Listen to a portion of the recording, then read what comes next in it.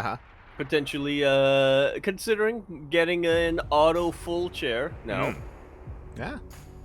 Or Getting into pew pew. yeah, getting a pew pew gun. Yeah. Yeah. We're back here for the second match of the evening. Platinum Heroes R8, otherwise known as Team Freight, going up against Big Basilisk coming out here. Bit more of an important match here for Platinum Heroes R8, as they are literally right in the middle of the standings right now. So any win or any loss, and I don't mean just series win, literally any map win and any map loss can really end up being the deciding factor. But it'd be a bit of whether or not they make it to the playoffs. Anyway, over here, making his debut in WTL in the top left-hand corner, the Blues are player for Platinum Heroes R8. It's Dicky. And in the bottom right, we have Trigger for Basilisk. And yes, you're correct. As you were saying, Platinum R8, they are dead center in the standings. A win or a loss here and there can either make or break their playoff run. So best of luck here to Platinum R8. Likewise, though, Basilisk, they're also towards the top of the standings. They are number 2, just behind Team Vitality, and they're tied.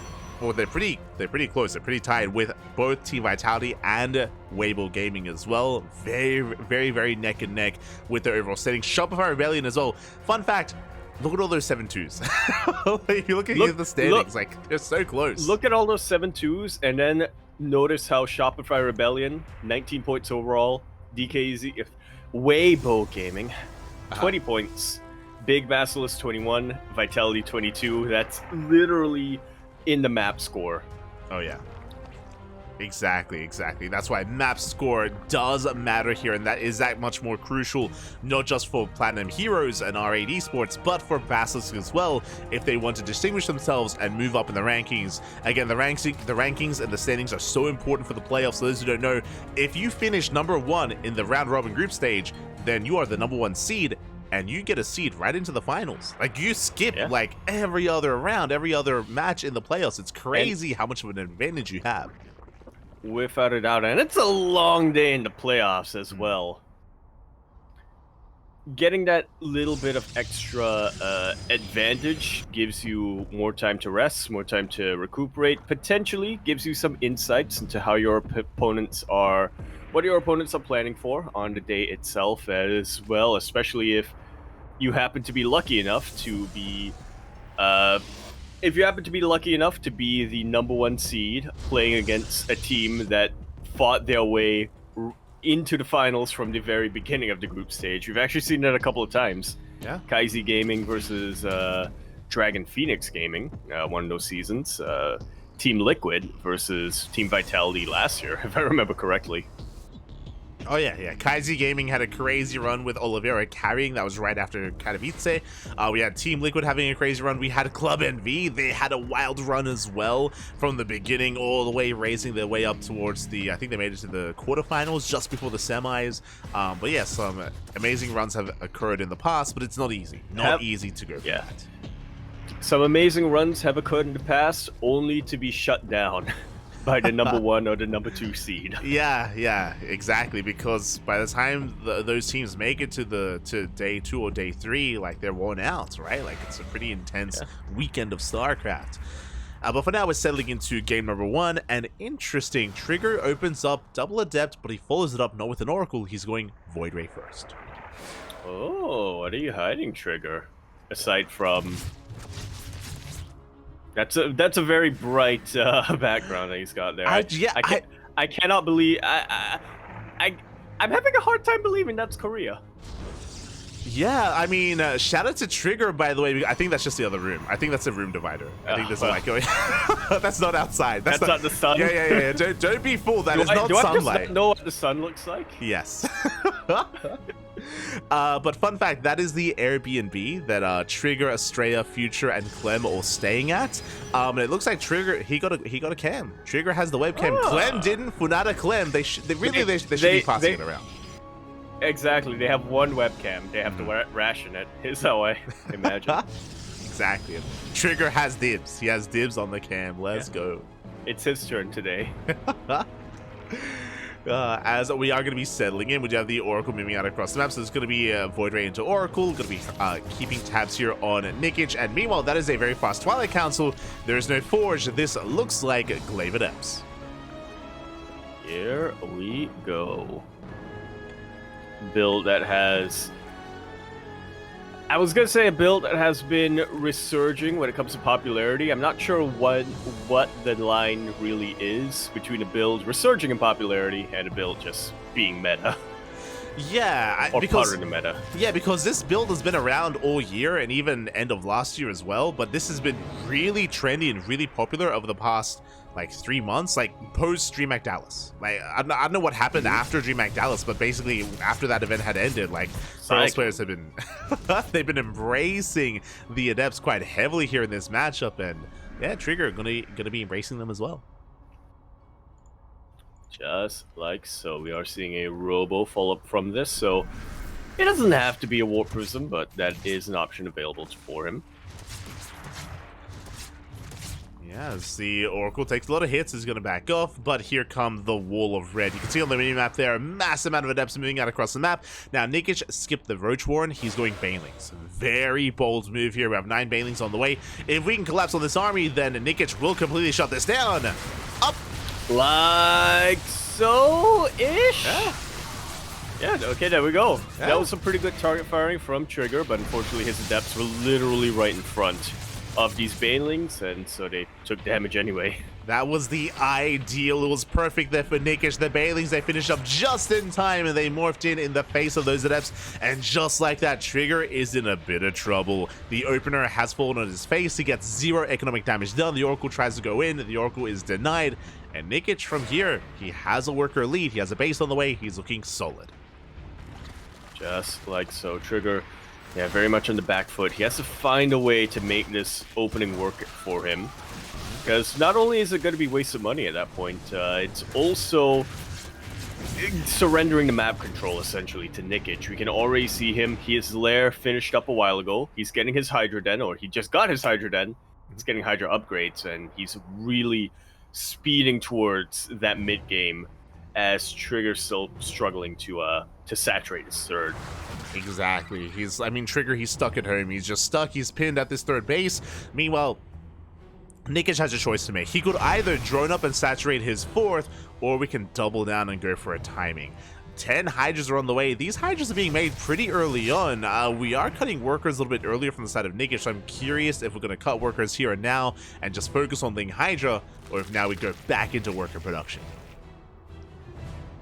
It feels like 2017 all over again, where we see nothing but Ling, Hydras, and Banes coming out here from Nikic. Yeah, it's just Ling, Bane, Hydra straight up at this point. Trigger is pushing, but he's pushing into a player that has not been droning. He's pushing into a player that's been amassing an army, and Nikic, he is ready for this. Indeed he is. He's spreading himself out a little bit, just trying to get a concave, or setting up a bit of a concave, when Trigger eventually collapses into this. Really good force fields coming out here from Trigger, though. Beautiful force fields. This is a downside without having any Ravagers. With only Lingbane Hydra, there's no answer to the force fields. They lock down the army. More force fields being thrown down. Ooh. And we can see that Nikic, she can barely engage. Oh, the Prism! Yeah, finally, though, he is able to get a couple of Hydras on top of the Warp Prism, a couple of Banelings on top of the Adepts, and he will be able to clean this up. He did have to sacrifice a lot of his army to do so, but now he is free to counterattack at the very least. Oh yeah, and here we go. We're moving out across the map. Banelings are on the way, but alas, Trigger, he's getting on top of the Banelings once again. Beautiful force fields does lock down some of the army, but Banelings are still trickling in. Today I learned you can't force... You can, actually. No. I was right all along. I thought you... It looked like Trigger was trying to, but couldn't force field the cocoons. Yeah, but that wasn't the case. Yeah, he was using them as a wall, as another force field, basically. Like, he was just zoning... he was just zoning Nikic away. We had some big bathing connections on the sentries, but Trigger, he barely does hold on. The overcharge putting in a lot of work, and Trigger does survive. Nikic backing off, and now we're forced to take up. We have the Hive on the way, Lurker Den as well. Nikic getting ready for the Lunkers. Yeah, most importantly, we have drones now. So Nikic wanted to go for that very potent timing.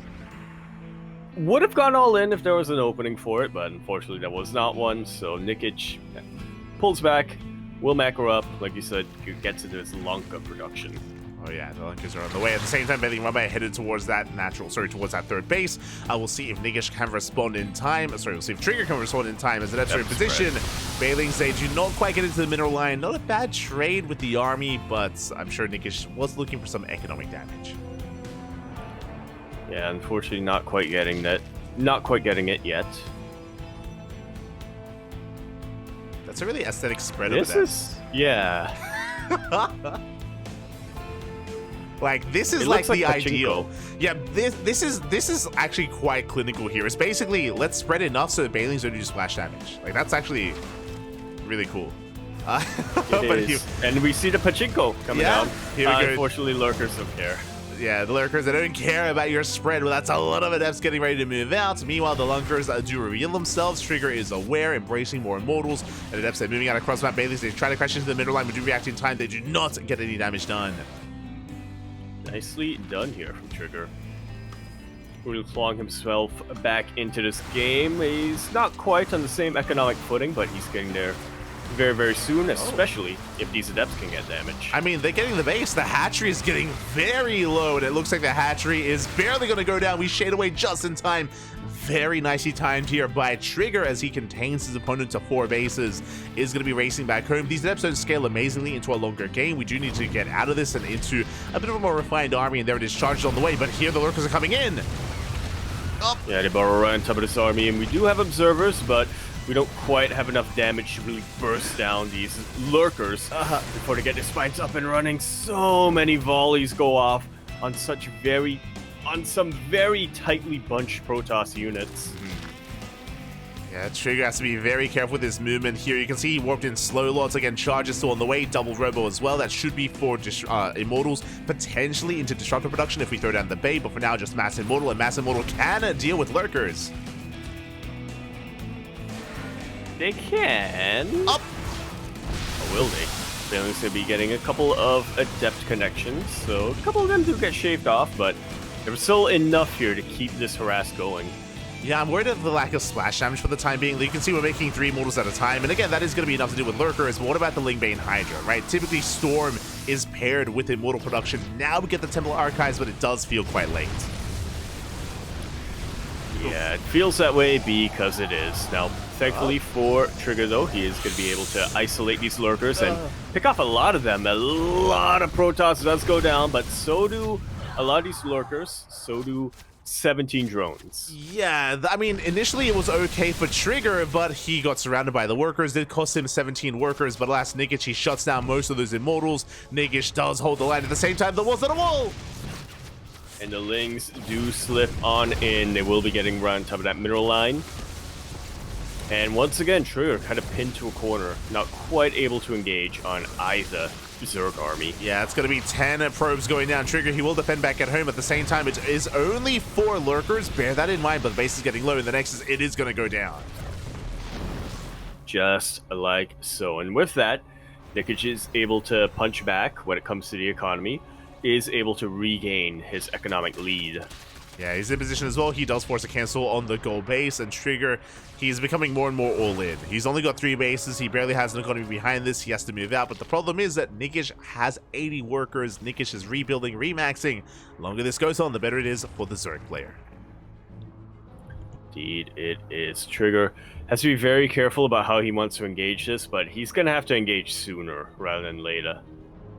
Yes, he does rotate around. We can see Trigger sending adepts across the right-hand side. They're going to be harassing, or going to try to at least harass the 4th base. The main army is spotted.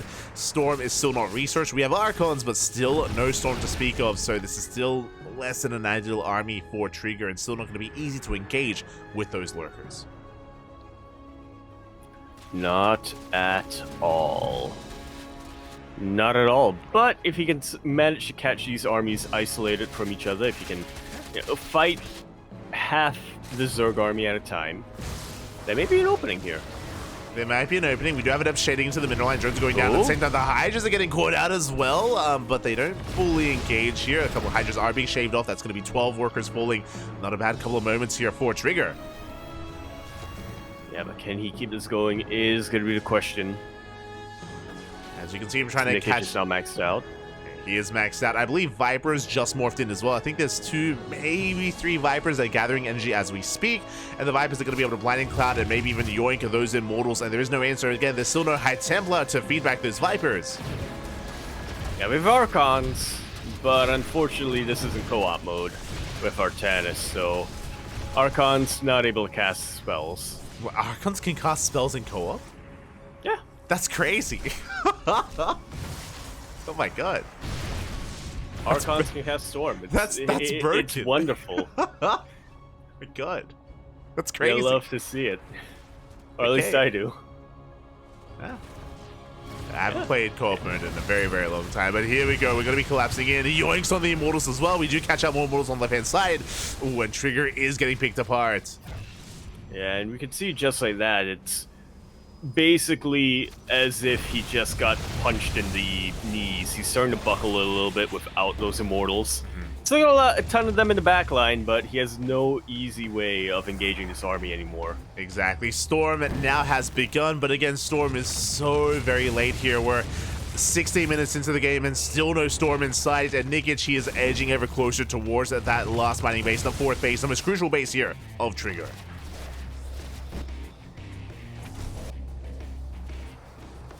Yeah, and just like that, Trigger, he has a decision to make, and he makes that decision. He's going to go all in. Can he catch these lurkers? Not quite, unfortunately. Oh, God, a lot of volleys go off. High Templar somehow survive, but the same cannot be said for most of these Immortals and Archons. Yeah, that was some brutal volleys on the main army of Trigger as the detection was not there in time. And meanwhile, we do get 18, 19 drones across. Oh my, these Celis are putting in a lot of work. They do cripple the economy here. Nikic falling down to 52 drones. So very nice Della run by that is keeping Trigger in the game. And you know what? It's been a while. We're almost 17 minutes into the game. Storm is finally done. Here we go. And we have High Templar. Yeah. That's 3 storms. And Archons. That's at least 3 storms, yeah.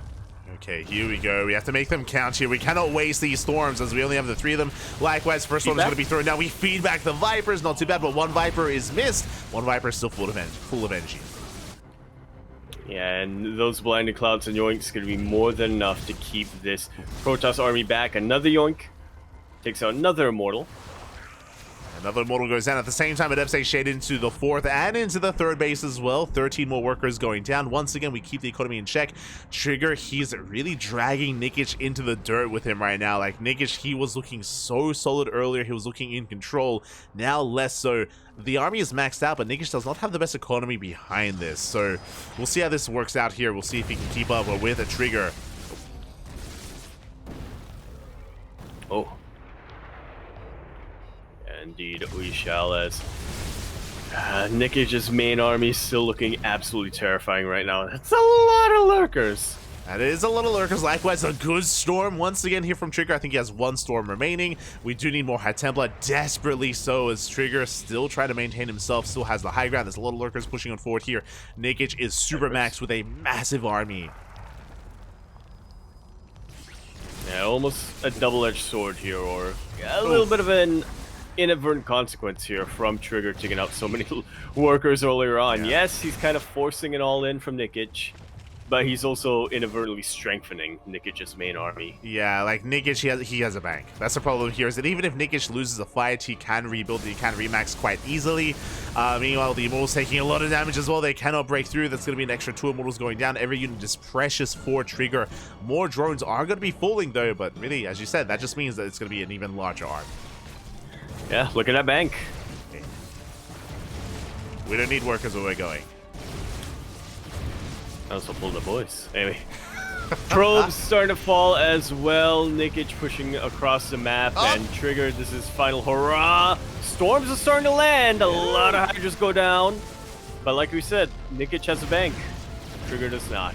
Exactly, and now you can see Nikic, he's getting on top of these Immortals. Even though the concave is solid, we break down almost every single Immortal. Oh, massive loss there for Trigger. He was caught out of position, he was caught out on the map, and that was like, what, 5-6 Immortals going down? 5-6 Immortals going down. That will not be remade for the remainder of this game. We see Nikic now spending his bank, completely eclipsing Trigger in army supply. Yeah, Nikic is down to 35 workers. Bear that in mind. If Trigger can somehow take a fight, if he can somehow survive this push, then Trigger might be able to outscale Nikic, but we can see Nikic just working his way forward towards the third base, pushing his way up the ramp as well, and Trigger just cannot stop this. No, he cannot. Not without anything, really. I was going to say not without Storm or not without Immortals, but really Trigger's issue right now is he has units, he doesn't have enough of them. Like, he has the tools that he needs, but he doesn't have enough tools. Yeah, he's got 4 Immortals, 2 Archons, 4 High Templar with Storm. Like, that's okay, but against the size of the army that Nikic has, it's just not going to be enough. There is a chance where if Nikic overextends, right, like if he wanders his Vipers into the army or his Hydras one at a time, like there's a world definitely, but we'll see as we just yoink the army speaking in, of which, and we clean Trigger up. Yeah, Vipers were starting to take damage, but they were able to get a couple spells off in the end. So GG is called. Nikic, what a great omen for him. Honestly, his debut match in WTL, already able to take a mat off of somebody of the quality of the caliber of Trigger. This is a pretty good sign, I would say. Really is. GG, well played. Nikic, he starts things off with a win. And can he pull off the upset? Because I feel like a lot of people, myself included, would favor Trigger here against Nikic. But Nikic, he is not going down without a fight. And he wasn't even too aggressive here either. Nikic, he's known for being a little bit more aggressive, a little bit more cheesy, but this was more straight up. Yeah, very much so. I mean, it came back right to the beginning, right? As Nikic had a little bit of a risky response to the Adepts coming his way, although I'm not entirely sure if he was able to scout or what was coming his way, but yeah, he definitely was able to defend against Trigger's Glaive Adepts perfectly. Was ahead for pretty much the rest of the game entirely from that point on. Oh, yeah. So he didn't need to be hyper-aggressive, or he didn't need to be overly cheesy, is what I'm trying to get at, because from the very beginning, he was already ahead.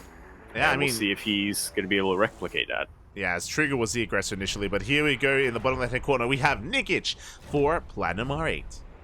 Oh, got that pillar. Over here in the top right-hand corner, we have a red Protoss player for Science Victory. He is Trigger. For Basilisk Gaming, I saw the word Science Victory on Trigger's jersey, and it overrode. And it overrode in my brain wherever the words stored. Yep. The words big Basilisk. Saw Science Victory. I was like, huh? Oh, that's a team name, Science Victory. I was like, no, it's not. Although there should be a team called Team Science Victory. Should Why there? isn't there one? Well, apparently that's Basilisk's motto. Yeah, so. yeah.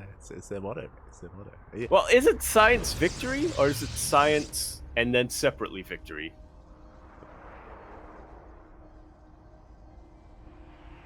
How you been, yeah? How you been? It's been a rough summer. Not gonna lie.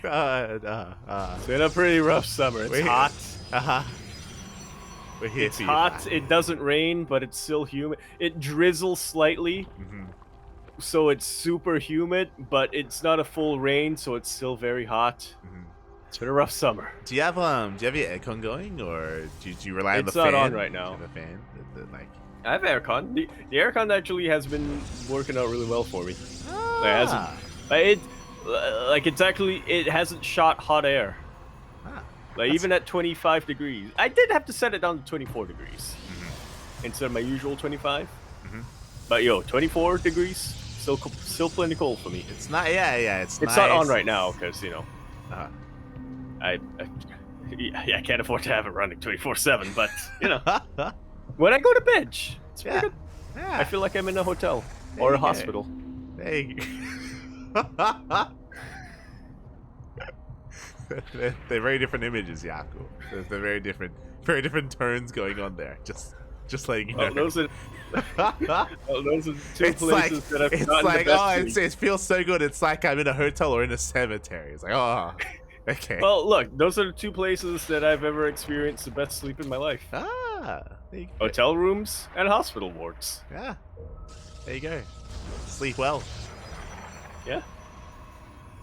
You know. Just pay no attention to the times I'm sleeping. Yeah, But- yeah, don't worry about it. Yeah. Is it the bed in the hospital or is it the like morphine that's like going through your veins? Like what's It's 100% the morphine, yeah. okay. Oh god.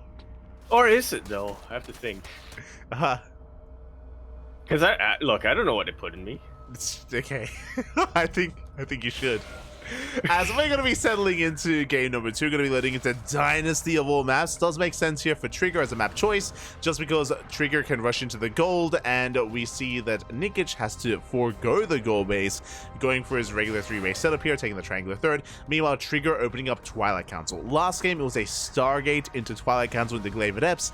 This time, Twilight Council first. Trigger is going to be far more aggressive this time.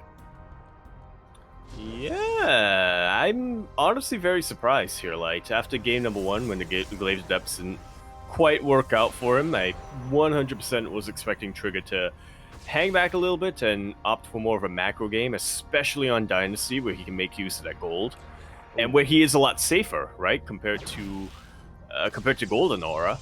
But no, he's just gonna be doubling down, tripling down, quadruple. What's wait? Quintupling? Quintupling down. Yeah. With 5 gates. Wait, what's 7? Sextuple and then No. He's going 7 gate, Blink. Yeah. It's Yeah. the thing. As you're It's not saying, octuple. Yaku, it's a 2-base all-in. We're doubling down is a straight up 2-base all-in out of Trigger with Blink, not with Glaives, not with Charge, with Blink of all things. And I believe he's gonna have 7 or 8 gate. Sorry, he's gonna have 6 or 7 gateways up and running behind this. So a massive amount of supply here to work with. And yeah, we can just be sending it across the map. 7 gates. Septupling down. There we go. Yeah, septuple. Septuple. That's math. That's 7. That's math. What's 9? None. None tuppling. Yeah. Like a nonagon? None. Nani? None. Yeah, none. Nani? Yeah. Anyway, the Stalkers are now across the map with the Warp Prism now. Blink gonna be finishing up very, very shortly, and yeah, I'm not convinced Nikic has what he needs to deal with this. Yeah, as the base is going to be knocked down, but really the third base doesn't matter too much here. It's all about defending the natural. We'll see if Nikic can pull this off. We have Roaches, Ravagers on the way. Lings are amassing as well, but Nikic is supply blocked. Yeah, unfortunate placement there of those Overlords did allow Trigger to snipe them. And the supply block is killing him. I mean, it's not the only thing that's killing Nikic right now. That would mostly be all of these Stalkers, but being supply block definitely doesn't help. It does not help here as we're breaking on through. We have 8 Roaches on the way. Roaches going to be counter-attacking across the map. Going to be denying mining here at the gold, but it does not matter as Trigger. He's going to knock down that front door. We have 10 Roaches in production. They are on the way, but the Prism stands strong. We're warping across the map, and a Trigger, he is breaking this natural. Just like so. Not a lot of anti-air here. Only these 3 Queens and Run Ravager, and yeah, the Warp Prism just going to be hanging back or moving back to a much safer location. We even see some juggling here while Blink is off cooldown. Yeah, the double blinks. We have Blink and we have the juggling as well. We break down every single Roach. GG gets called, and Trigger, he does fight back. He bounces back, tying things up 1-1. GG. Nicely done here from Trigger. You could tell he was angry after game 1. He had enough of this at PvZ shenanigans here. Just double down with the 2-base all-in. Unfortunately, Nikic was caught off guard. Unfortunately, he was caught supply blocked. That was a massive moment there as well, as Nikic could not make a single unit in the middle of that all-in. And with that, Trigger snowballed out of control. Just like so. And GG, nicely done here. I will say, no, that's not true at all. I was going to say this was probably the expected result, but I don't think so. I'm pretty sure most, if not everyone, predicted a 2-0 victory for Trigger. I'm pretty sure I predicted a 2-0 victory for Trigger. At least for Twitch chat, 90% went 2-0 for Trigger, which is, I mean, again, makes sense. I'm pretty sure I went for the 2-0 as well when it came to the Discord predictions, and alas, in the end, we had a 1-1. Very impressive score there, very impressive result from Nikic. Impressive. Yeah, in his debut match. Yeah, I just want to reiterate that. Yeah, where was he all season? Yeah, shaking my head. Papa Panda. Hmm? Hmm? Hmm? Hmm? Hmm? Listen, no, Papa Panda. I think he's one of the officers of Platinum Heroes. Platinum Heroes, yeah. But with that, GG, well played. We have a tied up 1-1 score. And from here, we're going to be entering our next best of 2. It's going to be a best of 2 between Goblin and Rainer. Here we go. The two Roddy boys, if you will, both of them for a while, teammates on Team Roddy, have since grown quite a bit as players and as people. And now they find themselves on opposing ends in this team in WTL. Yeah, you have Goblin, who's Roddy's firstborn, and then you have Rainer, who's Roddy's, like, fifthborn. Yeah. You have Goblin, who is, like, you know, the pride of Roddy, as he... Oh, you have Goblin, who is the pride of Roddy, as he did... There was a period of time where Goblin was known for his Phoenix play. Yeah. And then you have Rainer, who is the child who washes the car. Excuse me? I'm pretty sure that's the lore. What? He washes the car? I'm pretty sure that's a Basilisk lore, right? Didn't Rainer at one point say, like, my dad told me to wash the car? Something like that? He washed Roddy's car? He tweeted something along those lines. Okay, yeah, there you go. There you go. No, I think he did. Yeah, you're not wrong. Yeah. Yeah. Yeah. Rainer, car wash. Right, I'm remembering because he made a wash joke, didn't he? Where it was Yeah. washed. Yeah. Because he was like, the car is washed. Oh no, he said the car is Rainered. He was like, Dad, the car is washed, and he's like, no, you are. Oh no. Roddy, calm down, Papi, calm down. Ay. Oof. But yeah, Rainer is going to be stepping in here, and likewise, Rainer is another player that has been absent as of late, because Rainer's no longer in Korea. Rainer, I believe he took a little bit of a break. He took a mini vacation. I think he went to Malta, if not mistaken, for like a week or two, after... That's like Little Italy. Yeah, after Korea.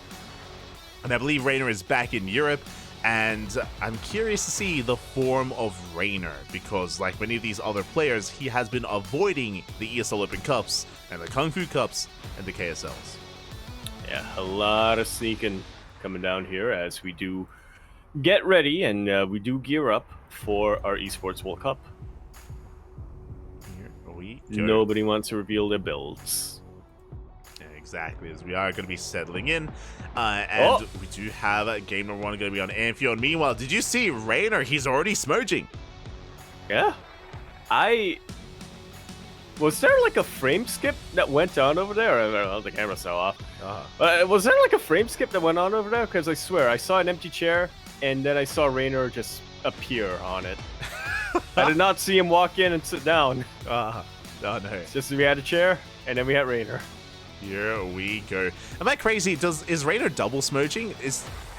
Does he have like... No. Like, if you look at the hoodie, is it just the hoodie or is there something else there? Is it double hoodie? It's just a hoodie. It's just a hoodie. It's just like, you know how some eyelids have double eyelids? Uh-huh. That's what's going on with the hoodie. It's double hood? It's like a double eyelid hoodie. I've never seen a double hooded hoodie before.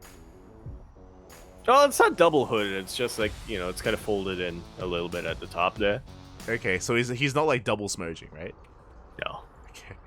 In the bottom of the corner, we have a blue Protoss player for Platinum Heroes R8, Goblin. It's alright, we have Rainer for Basilisk.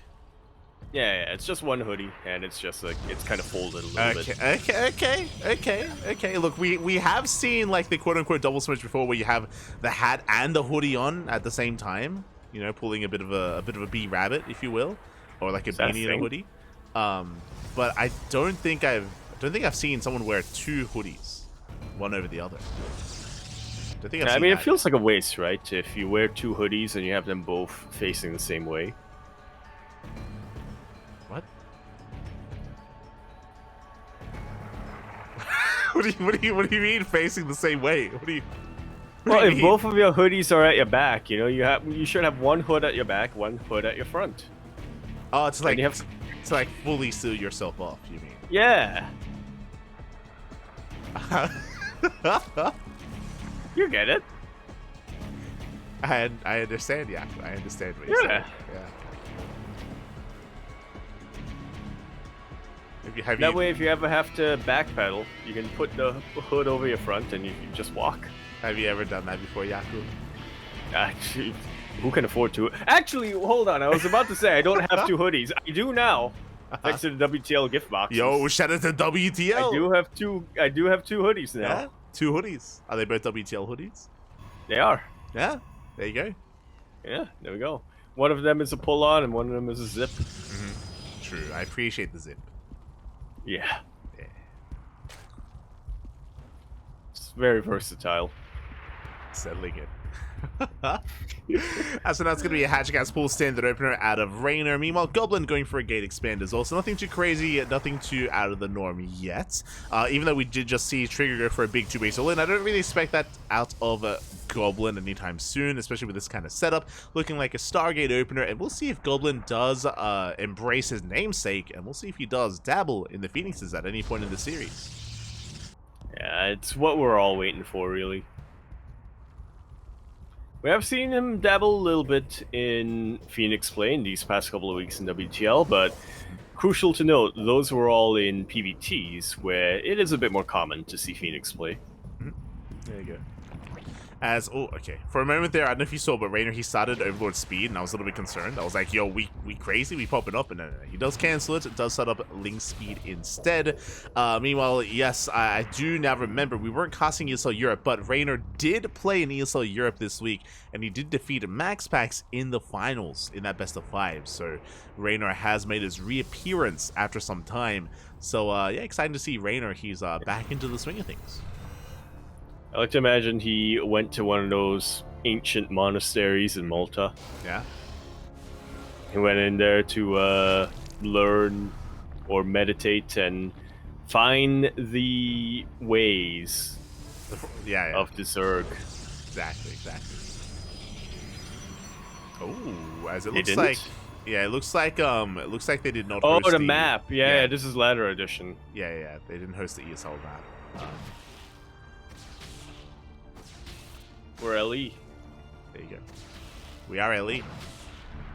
Yeah. Especially, We're yeah, LE. I was gonna say that he was like praying at a temple for like the primal Zerg gods, you know, trying to harness Exactly. his inner animal.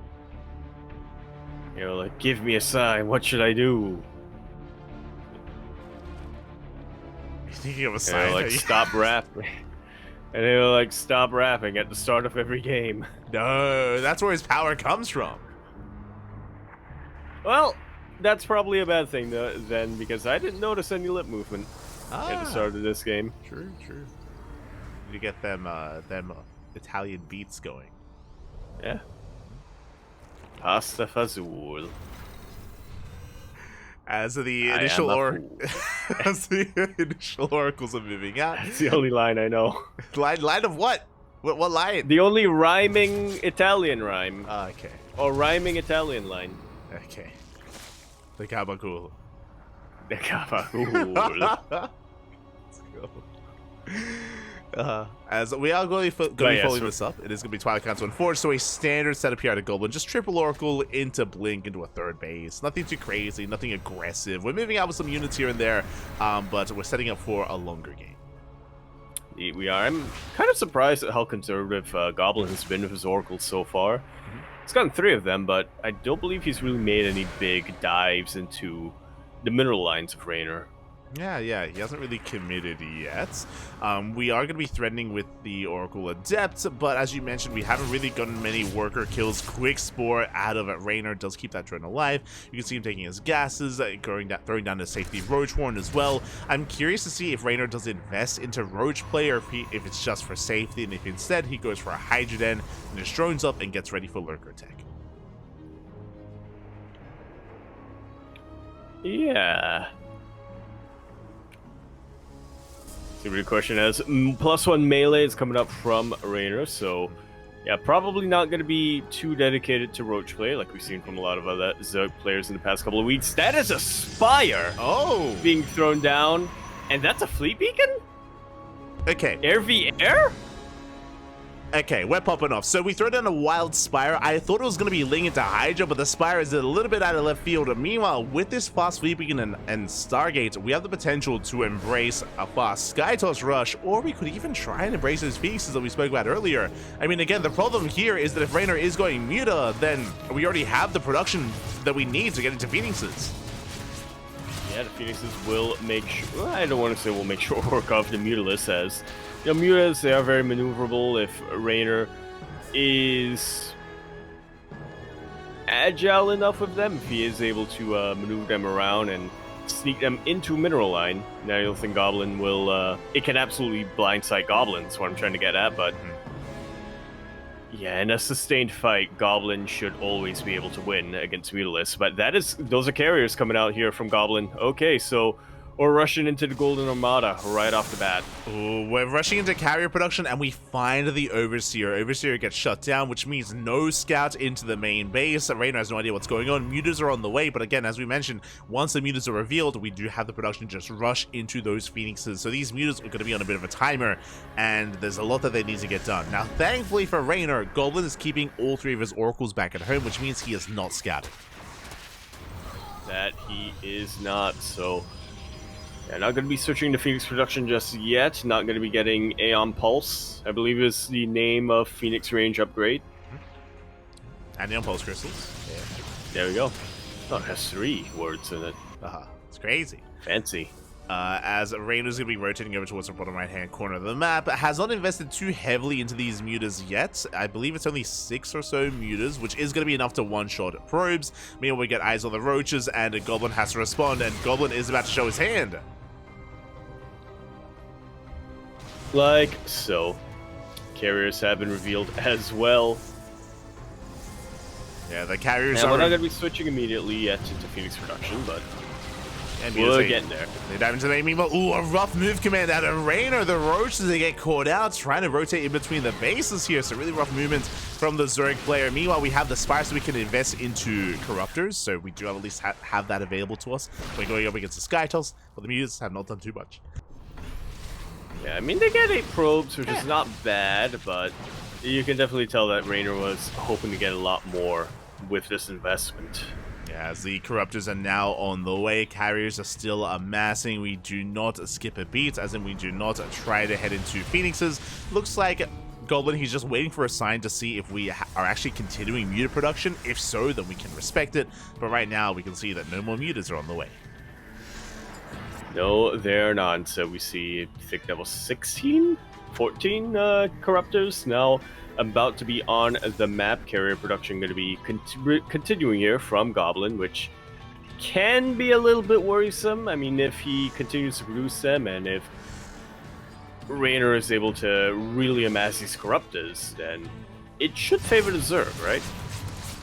Yeah, we should be favoring. I mean, Raynor, he's about to max out, and he's going to have an abundance of Corruptors to work with. Meanwhile, Mutas, they hit the Mineral Line, 3 probes go down. And right now, Raynor, he just wants to trade as efficiently as possible. He wants to get rid of these Mutas, but he doesn't want to throw them away. So he's going to get as many probes as he can. Meanwhile, rebuilding and remaxing with a more efficient army, with Corruptor, with Ling, with, I believe, Ravagers, oh, sorry, with Ling Bane. Yeah, I'm with you there. Ravagers wouldn't be a terrible choice here, but I suppose since Raynor already invested in melee, he might as well make use of it. Banelings are on the way. Ultra Cavern just got thrown down. And now Raynor is gonna need to buy a little bit more time before he can really get to his final form. Yeah, as we do catch out the Archon, but an amazing stasis trap does work as a force field, and with that Goblin, he holds the line and he's pushing on forward with a massive army. That's how many? That's what, 5 carriers? That's a massive amount of Stalkers as well, and I'm not sure if Raynor can hold on against this. I highly doubt it. I mean, there's only one Archon. There's now 0 Archons on the ground, but of course these Stalkers are still pretty good at anti-air. Yeah, we catch 1 carrier. We do overextend for a moment there, but we're still on 5 carrier. The base is going to fall, and a Goblin is snowballing out of control, pushing on forward again. There are so many Stalkers to support the main army. As long as we can maintain ourselves, as long as we can keep up with the Corruptors, we should be okay. That Stasis Trap, the absolute MVP of that engagement, really allowed these Stalkers to blink away and blink on forward uncontested right underneath all these Corruptors. Archons now in the mix. Ravager's throwing a couple of biles, but it's not going to be anywhere near enough. More Stalkers get warped in, more Archons come in to reinforce, and I don't see Raynor holding this anytime soon. Exactly. The carrier rush has paid off here. We still have 3 carriers behind this. We're pushing on forward in towards that 3rd base location. We have Ultras on the way. Corruptors are coming from behind. They pick off 1 more carrier, but we are forced to pull the boys. Like, we barely have a Zerg standing army. Yeah, I mean, there are only 2 carriers left, and they can get sniped, but what about the ground army? Yeah, exactly. Just not enough Zerg, and Goblin, he's breaking through. The 4th base is full, and the 3rd base is full, and now we're going for the kill. Now we're going for the natural. There's 1 Ultra to hold the line, but the Ultra, it gets targeted down. The Ultra does melt. GG gets called, and Goblin takes game number 1. GG. Nicely done here from Goblin once again. Yeah, just a really rough start there for Raynor, as he was unable to scout, unable to confirm the carrier production too early on, did invest quite heavily into the mutas. The mutas did okay for themselves. They killed, I want to say, like 12 or 13 workers in total, which was okay, but we still needed to refine our army and build up. We had a good amount of Corruptors, but the ground army to support was still lacking for Raynor. That was a brutal timing from Goblin. Usually players, they wait until they have more Archons or they have Storm, but instead Goblin, he went for a massive Stalker army to support those carriers. Yeah, I mean, he saw that he had an opening, right? He saw that Raynor had invested into Spire play very early on. He saw that he was most likely going to be investing more into Corruptors, which meant that there was a little bit of an opening in the ground army. I mean, there was no way that Raynor would be able to muster up enough of a ground force that could possibly zone away or go toe-to-toe with a lot of Stalkers. I mean, there was a chance with the Ling Bane, but somehow Goblin also managed to nail one of the absolute most clutch stasis wards I've seen in a while, completely catching every single Baneling and allowing the Stalkers to go uncontested and take out the Corruptors in the sky. That was a very well executed 1-2 punch. And oh, the cam! The cameraman is down. Yeah, the Smoge is smoked. Smoge is a little bit real there, and hopefully we can get Raynor back, and hopefully he's okay as well. Like, that is a rough loss and a rough game to drop as well whenever you're up against a player rushing into carrier. What I will say though is that is something that is a little bit more possible on a map like Alcyone. I'm curious what game 2 is going to be. I don't think these maps are accurate, by the way. Like, it's showing Amphion and Crimson Courts. I don't think that map 1 was Alcyone, so I don't think we're quite privy to map number 2. I think they have the old graphics from the previous series. I was fully... Yeah. I'm questioning my own memory now. I'm like, wait... we played on Amphion, right? No, we did not. That was Alcyone. Yeah. As it becomes clearer to me now. Yeah, I would be shocked if, I mean... Graphics editor gaslighting us. Crimson Court is a good map to go for a roach roll in, so I'm curious if that is the map of choice. But here we go. We are loading in the bottom of the 3rd quarter. We have Goblin for Platinum R8. Over here in the top right corner, we have a red Zerg player for Big Basilisk. It is Raynor. Science victory. we go. So Raynor, looks like the cameraman is down, and we'll try to get an update on him. Hopefully he's okay. For now, we're going to be embracing Crimson Court. Now, this is a little bit surprising to me. I've seen very often in ZVPs, I've seen Crimson Court vetoed more often than not. If it's not being vetoed, I'm curious if Raynor is looking to take the center base, and if he's looking to be hyper aggressive here instead. Yes, that's going to be my answer. We'll see. I gotta say Swarm Host. we could.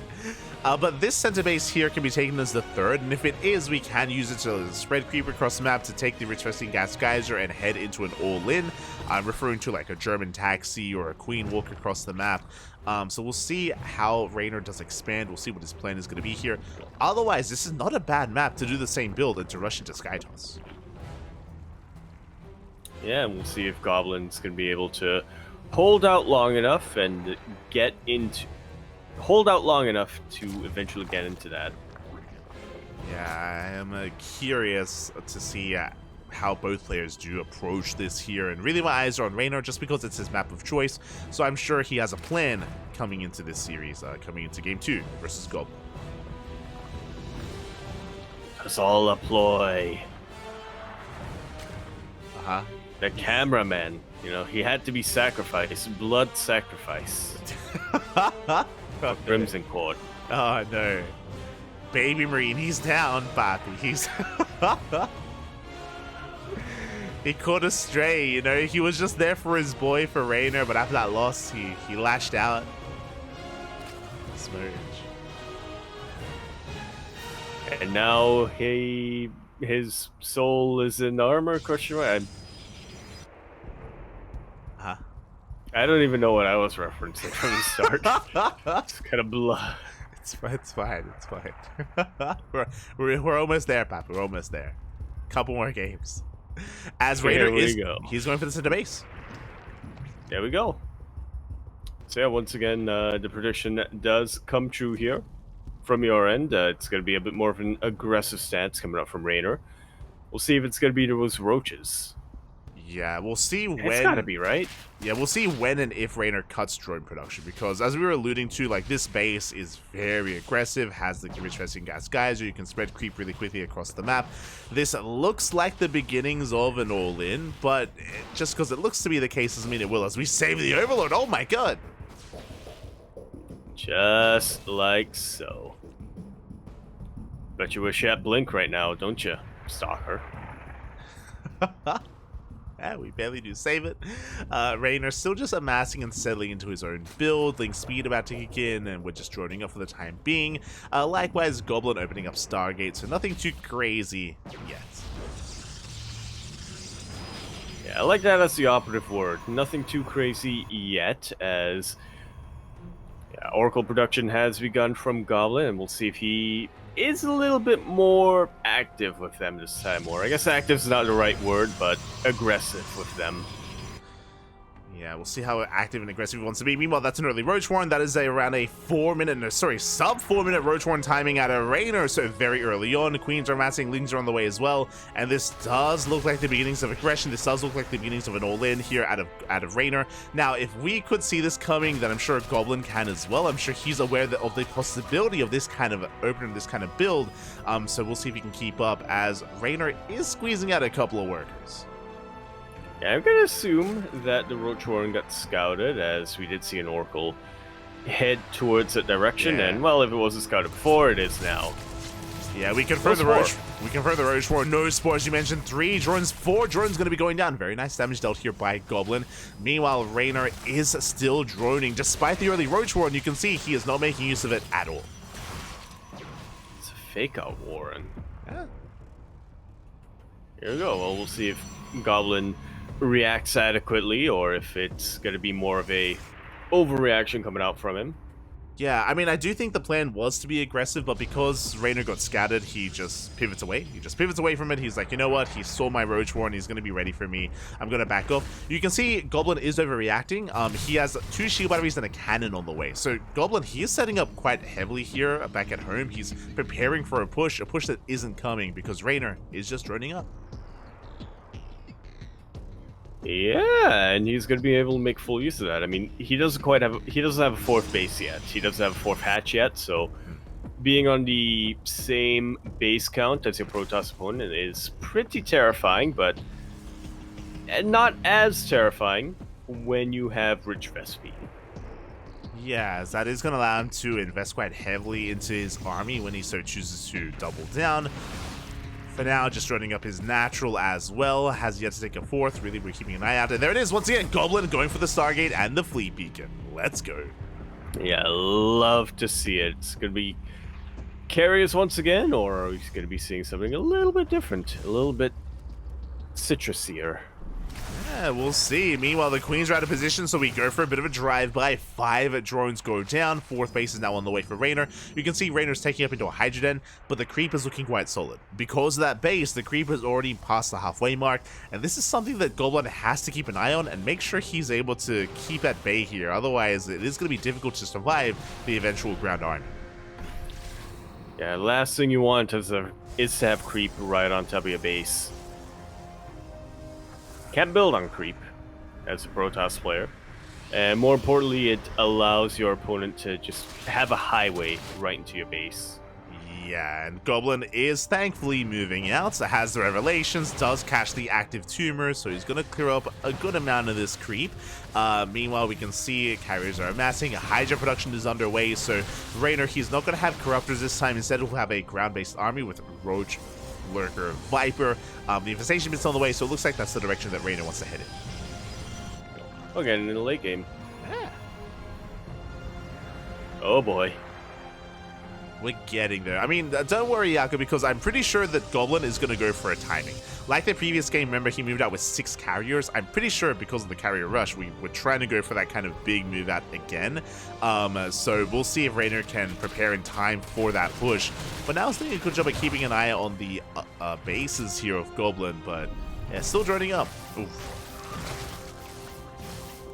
Yeah, I tried to. These oracles definitely making it a lot harder on him. 8 drones go down, and once again, Goblin on an even base and worker count. That's a lot of dead drones throughout this game.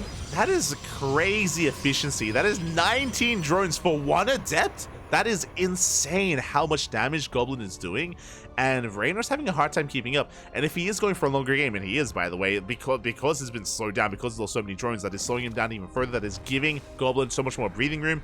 Carriers are amassing as we speak, and Raynor's not really ready for them, not yet.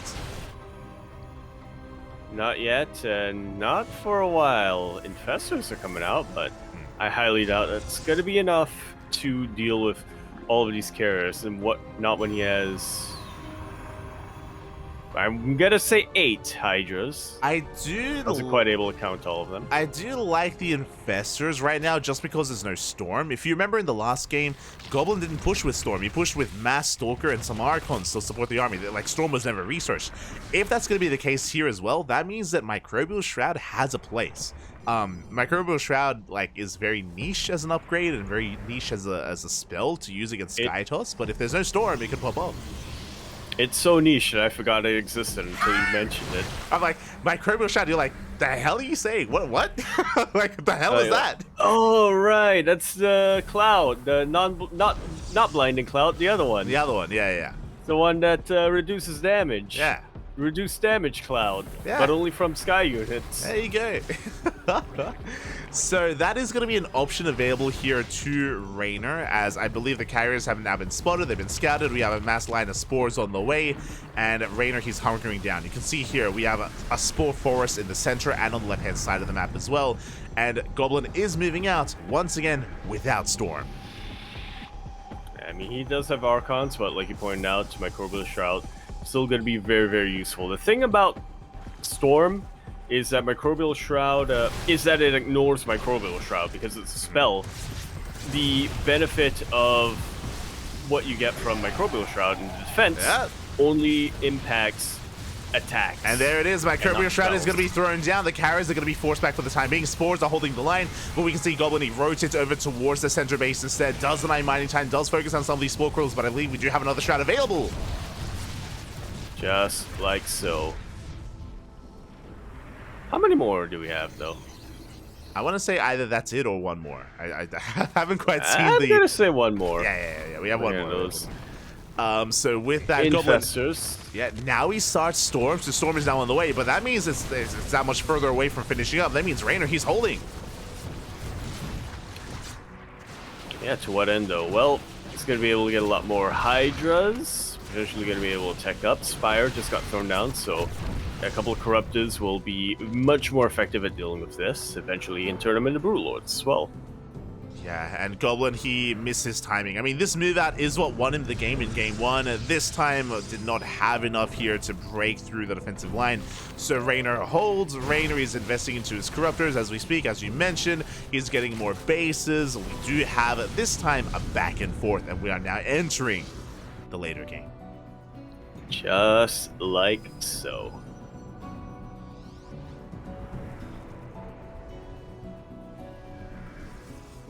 Just like so.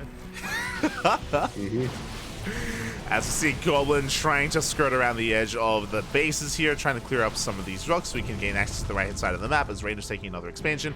Corruptors are on the way. Now, these are 0-0 Corruptors, but +1 carapace or flyer carapace is it's over halfway done, so it's about to kick in. Corruptors, they still need a little bit more time, though, before they can really get ready here for the Sky Toss. Yeah, they need a bit more time to gather up or to regroup, and they also need a bit of time to find an opening here. The last thing you want is to dive on top of these carriers with your Corruptors and have all of them stormed by the High Templar. Oh, yeah. On top of that, we have the Archons as well. Nice yoink. One carrier going to be shut down. Storm, unable to really connect there. The feedback was 1 second too late as well, so nice pick off out of Raynor as he does pick away at that Skytos army. At the same time, Goblin's still sharking around, looking for another way in. Yeah, not quite going to be able to find it yet, but this is a pretty good place to have Sky Battle, so with carriers, you can rotate pretty easily around. That's a lot of spores thrown down earlier by Raynor, so yeah, once again, going to be very difficult for Goblin to engage into this. As Raynor has to back off, but he does pull away in time and does save most of his drones. We do get another big revelation on the Vipers and on the Corruptors. Very important that Goblin keeps an eye on that so he doesn't get caught off guard and doesn't get abducted, as we do have that kind of dance, that back and forth here. Goblin doesn't have the ideal army yet. He has not embraced Tempest, but for the time being, he's doing well for himself, and he does catch some drones.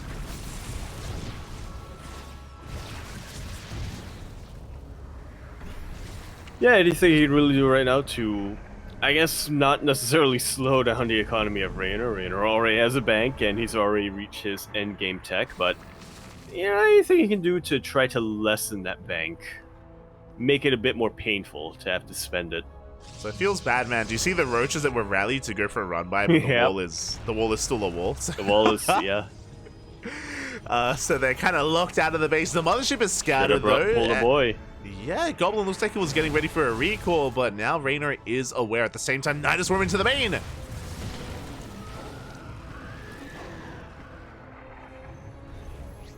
Yeah, nothing pops out of it, but obviously, ooh, Goblin doesn't know about that, so he recalls a couple of carriers. Meanwhile, huge fungal on top of these High Templar will get taken out.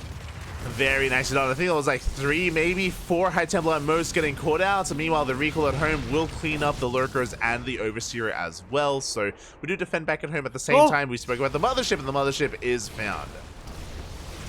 Will get taken out. Yeah, no recall available there. I mean, recall wouldn't have saved its life anyway. Exactly. So again, Raynor able to get eyes on that Mothership, forced to be rebuilt, -300, -300. Goblin, meanwhile, does at least maintain his main army, does reinforce those High Templar, taking another expansion, and Raynor has yet to move himself out. We've seen, like, because Goblin has been so active, there's actually barely any creep on the map. It's connecting the bases, but not much more than that. Yeah, we had a little bit of a highway earlier on, but once Goblin was able to deal with that, once Goblin was able to break free, he's been doing a really good job of containing Raynor so far. Yeah, he's just been containing him here on this 5-base setup. Upgrades are still on the way for 3-3. We can see that Goblin, he's getting eyes on that northern base. Raynor has now taken that expansion, but it should now be on Goblin to shut that base down and make sure it does not get up and running. Yeah, he's got eyes on it. Now he just needs to get his hands on it. hands are on the way. Likewise, I believe we have the mothership on the right-hand side as well, ready for a recall. Goblin is sneaking up on that expansion, and yeah, immediately before it's a cancel. Like, Raynor, he knows he cannot hold onto it, he cannot save it. And so once again, 5 hatchery setup coming out here for Raynor, and it will be a 5 hatchery setup for quite some time. Yeah, Depths a thread in the shade. Looks like Raynor does have some lings in position, so we should be able to clean up these Depths without too much issue. Likewise, the mothership is still active on the map, and can still threaten a recall. You can see it's there on the bottom right-hand corner. I believe that's where the mothership is. Oh no, sorry, that's a warp prism. A little bit of a blink. That's a warp prism? I think so. There's a blinking dot somewhere. Yeah, as the army does push forward, Fungal does connect. Nice feedback actually on the Vipers. Yeah, not quite able to get the 1-2 combo of Fungal and Parabomb. High Templar will stay alive. Zelda's gonna be poking around. The mothership actually outside of a base, apparently. Outside of one Goblin's bases, apparently. Okay. It's the defensive mothership, defensive. Yeah. When you need a recall. Yeah, and we have the Prism on the right-hand side, so we do threaten a run-by, catching out some of those Spore Crawlers. Once again, you can see Raynor going for the run-by, but the wall is still solid, the wall is still up and running, and we do once again deny the expansions of Raynor. Like so. Rainor's bank still starting to go up higher, but he's about to run out of mineral patches. Mine from fantastic fungals, or not fungals, feedbacks coming on top of these infestors. Vipers. No. Vipers. Yeah, those are some insane feedbacks. Meanwhile, the Fungal does connect on the carrier, but there is no follow-up. Fungal once again grazes the army, but a Goblin will be able to get away. It only really just strips away the shields. Oh, we go for the Neural, and we get a kill on the High Templar. Yeah, not too bad. Not too bad at all. Carrier gonna get fungled and will be taken out as well. Yeah, not bad. It did take quite a lot to kill a single carrier, but a good pickup nonetheless. Now this is what I appreciate out of Goblin. As the carrier count gets a little bit lower, Tempests are now on the way. Slowly but surely. Definitely one way of dealing with Spore Fortress. Probably the most efficient way. Well, efficient in terms of you're not going to take too much damage. Oh yeah. Not so efficient when it comes to time.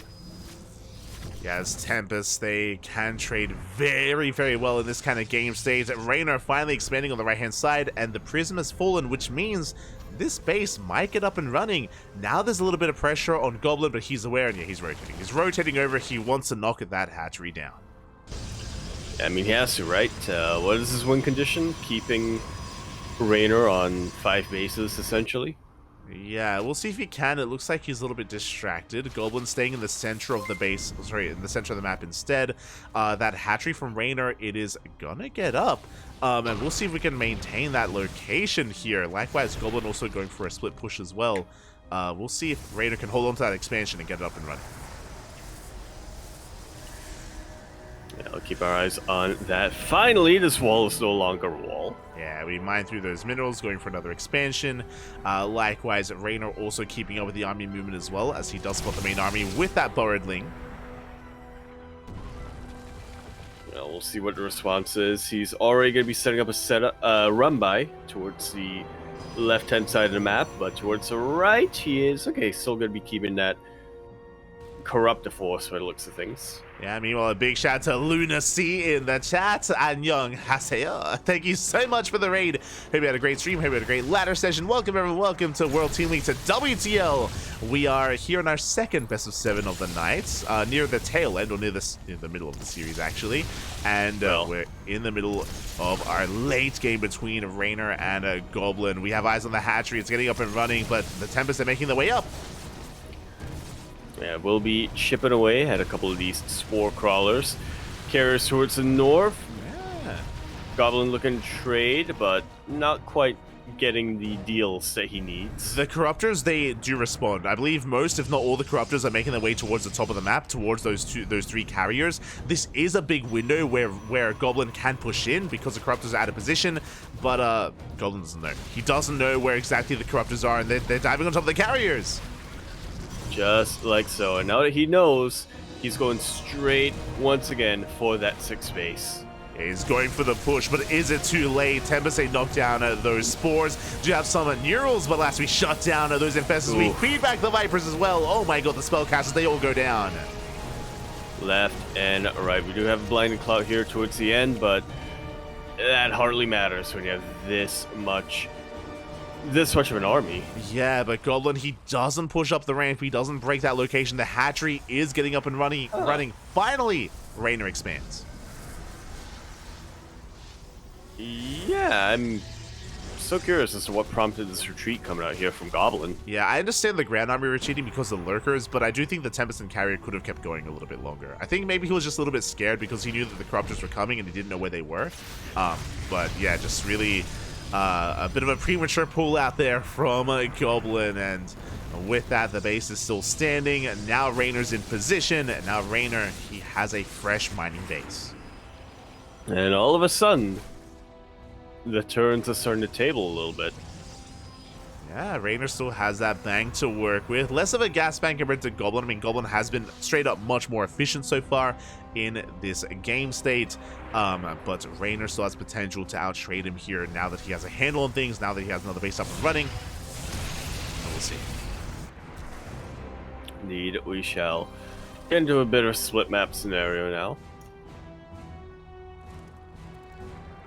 The map is split, so we do have a wall off of cannons and shield batteries. The Immortals are now on the way. The Immortals that will help out when it comes to the Ultras and the Lurkers. You can see here we have quite a hefty Ultra count, so the Immortals, they have their place.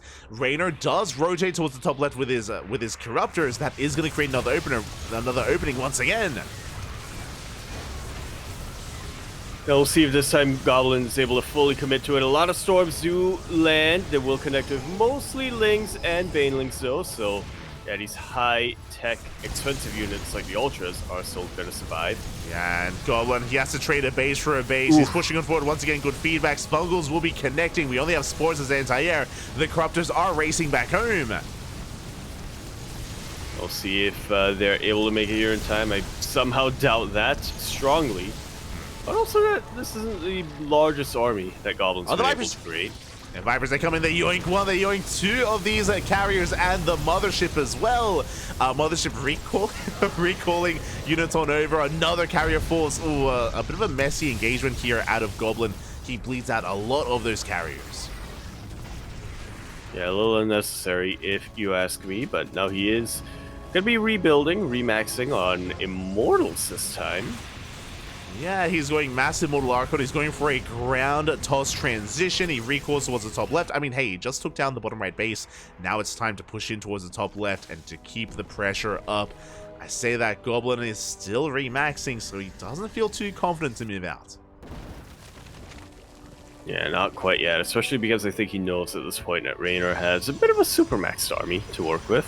Yeah, and that means that recall is also a little bit wasted, so recall is now on cooldown. That is, you know, a resource that we have to keep track of, like when it is on and off cooldown, as recall is going to be crucial here for Goblin to keep up with Raynor, as Raynor's amassing Ling Bane and he wants to knock down this southern base.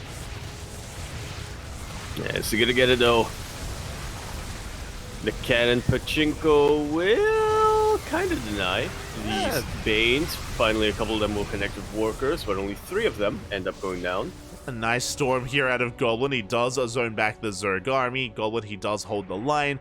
Did cost him some stack defense, but that is what the mineral bank is for, and we will be able to replace those cannons and shield batteries. Ooh, so far 7 carriers have gone down throughout the course of this game, and that has been eating into the gas bank a little bit here of Goblin. Quite a lot, yeah.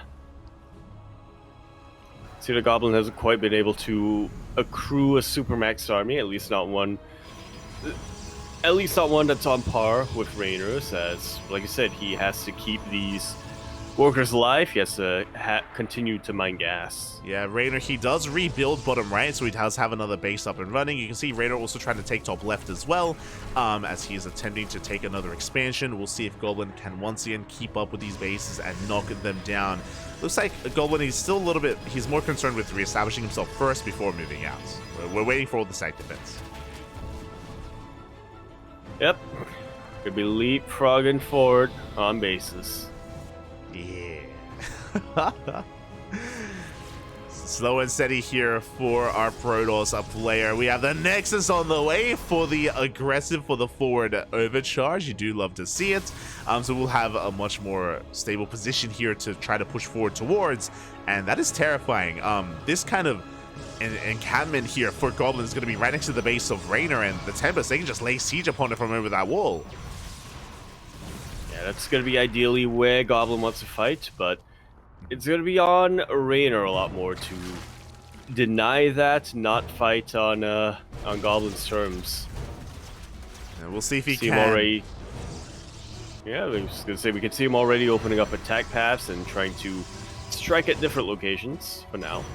Yeah, he's getting into Broodlords. He has a good Infestor count. That's something we were missing earlier, but we have a lot of Infestors towards the top part of the map, with, of course, Neural and Fungals available. The static defense is slowly pushing forward. The Forest is rotating to establish another hatchery.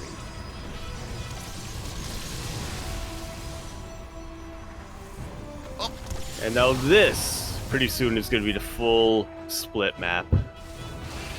Yeah, the map is being split here as Raynor's taking another expansion. Broodlords have arrived, they have amassed, but alas, they're still being pinned back by the Tempest. Oh my god, as they shoot from so far away. But if we ever overextend, there are those Infestors. They're getting ready to lock down to either Neural or Fungal those Tempest. Yeah, definitely a big if, though. Yeah, we know how slow Goblin likes to take it, so... Again, as long as he doesn't get too excited, we should be okay, as spores are getting picked away at, one after the other. Meanwhile, towards the north, yeah, a couple of skirmishes here and there, but everything's pretty much hindered on the south. Yeah, as we do see Ling Ultra trying to push through the center. Overcharge is popped. That means Overcharge is now on cooldown. Tempest likewise gaining ground on the right-hand side as spores are falling. Lurkers as well. Goblin is gaining ground, but what's important is that Raynor is taking another expansion. We do get a fumble. Up. And we do get a yoink on top of the mothership, so minus 300 once again.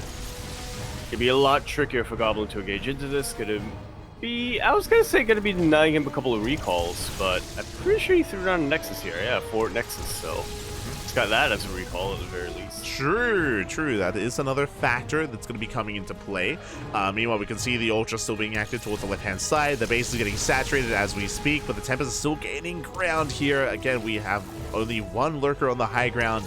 I do think there's potential to break through this, but the Broodlord count actually is getting quite high.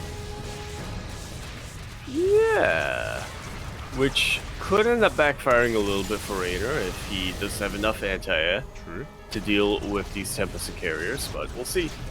Yeah, Jesus, I didn't realize just how many Immortals we have. We've been making 3 Immortals at a time for quite some time, but here come the Neurals on those Immortals.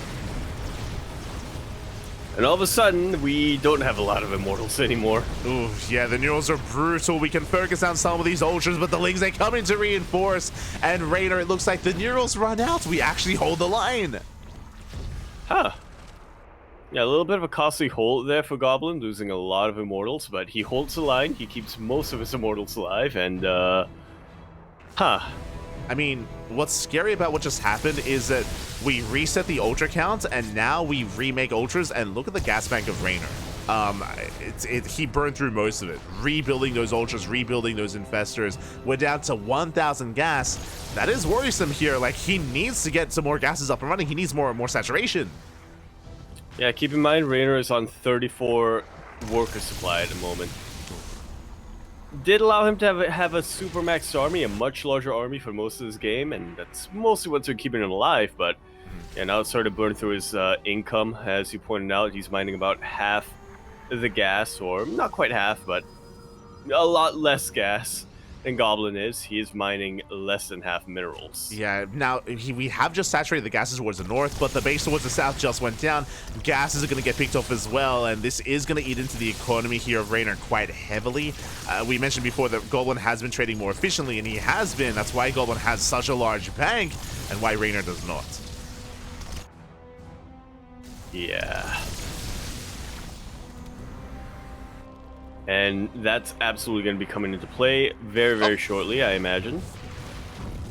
As we're starting to get to the point where bases are mining out. Oh yeah, a lot of these bases have mined out. Now the question becomes, Goblin.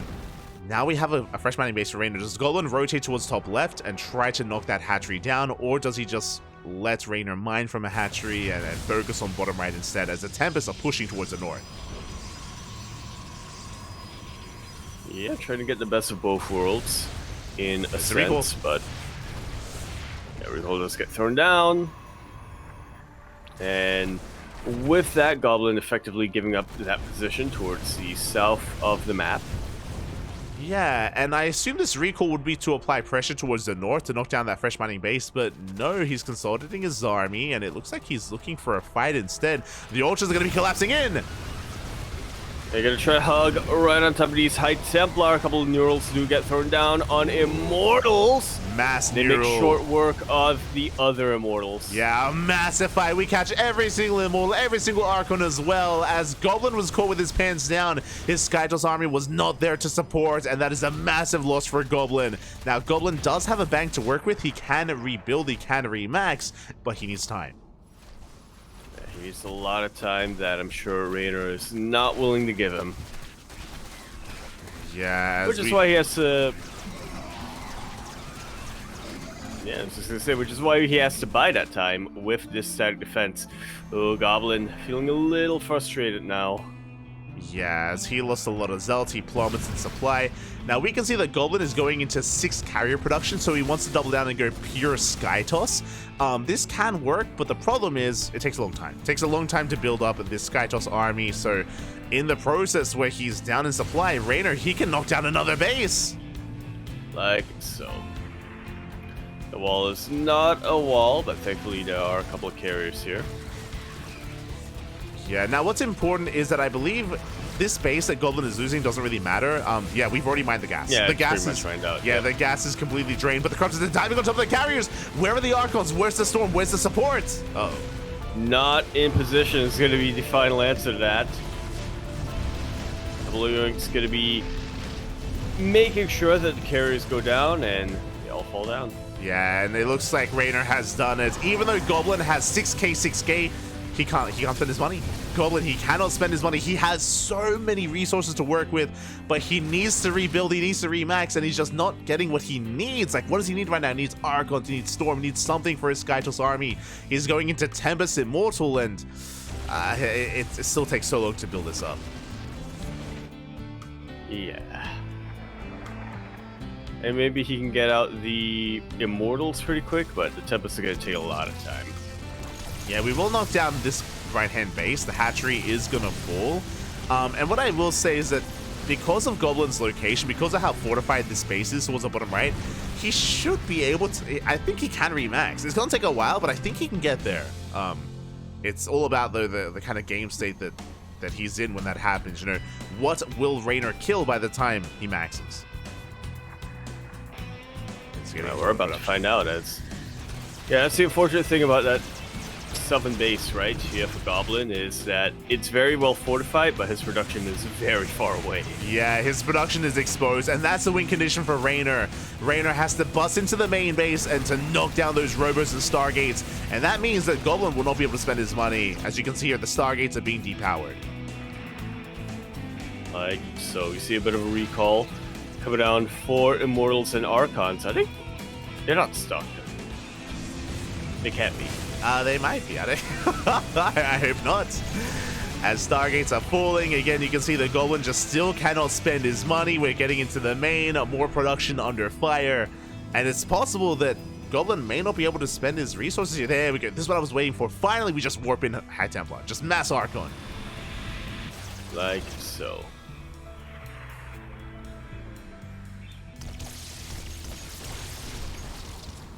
Goblin once again just slowly pushing forward in this position. This is the final mining base, I believe, left on this map. So whoever gets it is gonna have a massive advantage going forward. Yeah. So Goblin, he will claim this hatchery or this base location. As you mentioned, it should be expanding, should be getting another base up and running.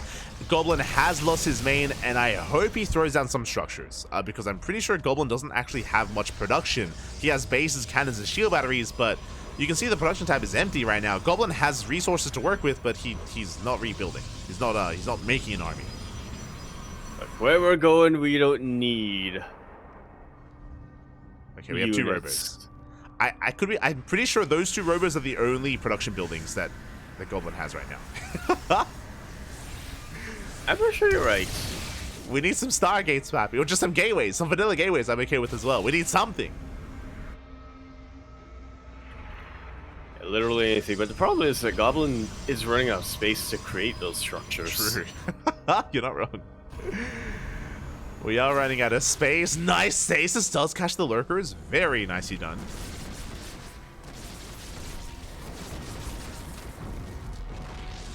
Yeah. See if it's going to be enough as Goblin begins to consolidate the rest of his army into this position. We're rebuilding. We have a gateway on the way. We need the gateway, then we can get the Stargate. Sorry, the Cybercore, then we can get the Stargate. Goblin does have to rebuild his production from scratch, so it's going to take a while for him to really get his production up and running again, but hey, he's got a mining base. Yeah, which is more than we can say for Raynor right now. He's got a bit of a higher gas count, but he also doesn't have any gas income at the moment.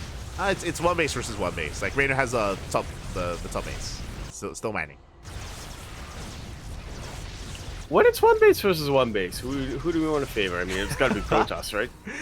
For sure, for sure. As we do see Raynor knocking down another structure, another expansion is going to be falling, but it's going to come down to 1 big fight. And this could still swing either way. Yeah, my eyes are hinged on these High Templar, on these Vipers. Whoever nails his spells better and quicker is going to be the player who wins the engagement and probably the game. Oh, yeah. Exactly. It's going to be one finale here, one climax where it all ends with 1 battle, with 1 big fight. The banks are quite similar between our 2 players. Still in favor of Goblin, but Goblin can't even max out his supply blocks. We need pylons, Pappy, as we have not yet started working on that. But you mentioned before, do we have enough room to actually make enough pylons to break out of the supply block and make production buildings to remax? Space is a real issue here for Goblin. It's an issue if we let it be an issue. Okay. As throw it down. Yeah, I hope that we realize that we're supply blocked soon, because we need pilots. Like, we're at 149 out of 185 supply right now.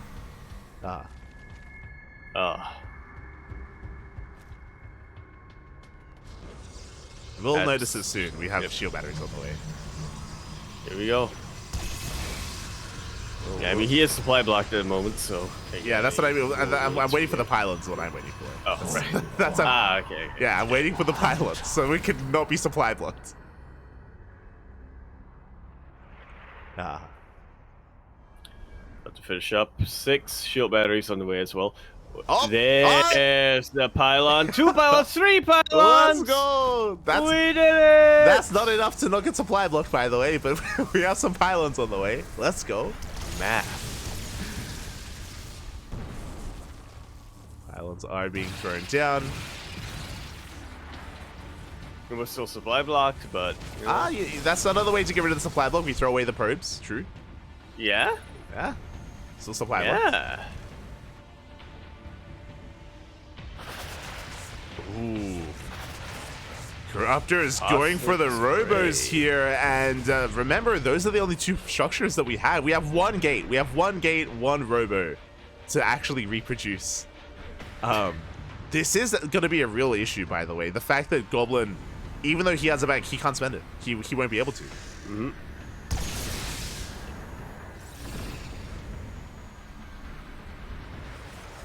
Yeah, and at this point, almost choosing not to. I just don't think he's fully aware of the game state here. The but there situation, we go. yeah. Yeah, Stargate is now on the like. It's a really tense moment, and now we have a Stargate on the way. So now we can make. We can't even make a carrier. We have to make the fleet beacon as well. Like we have to rebuild everything. But we'll get there. We will. We will get there eventually. Eventually. Yeah. So slowly pushing forward here with Static Defense. Goblin now no longer supply blocked, but still yet to spend his resources to get that maxed out army and get his production back up and running. Tampa slowly pushing forward.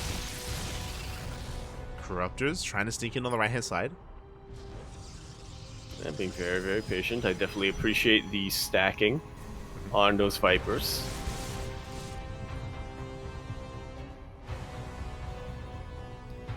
As Fleet Beacon finally gets thrown down, but once again, we only have one Stargate to work off of. Yeah. So again, it's gonna take a really long time here for Goblin to max out. But we're getting there. We're getting there.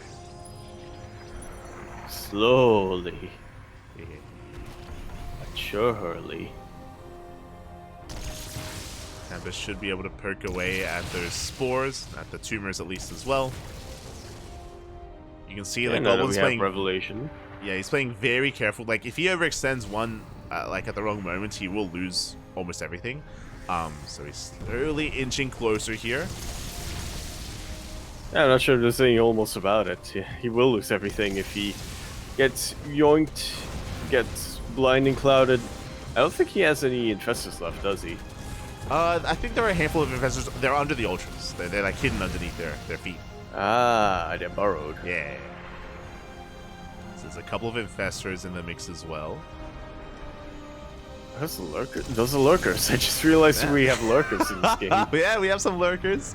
Raynor does have a large mineral bank, so he can remax on Lings. So if he can deal with the Skytoss army, then that Ling remax can actually be quite impactful. It can actually have its place here in this game. Mm-hmm. Can surround everything. Potentially. Potentially, as we are losing a lot of spores. Spores are going down. More probes being thrown away. Mothership is on the horizon. Nice feedback. Yeah, this one could be popping up now. Yeah, brilliant feedback. It's very rare nowadays that we see a feedback kill a unit, but that's what happened here. Cool.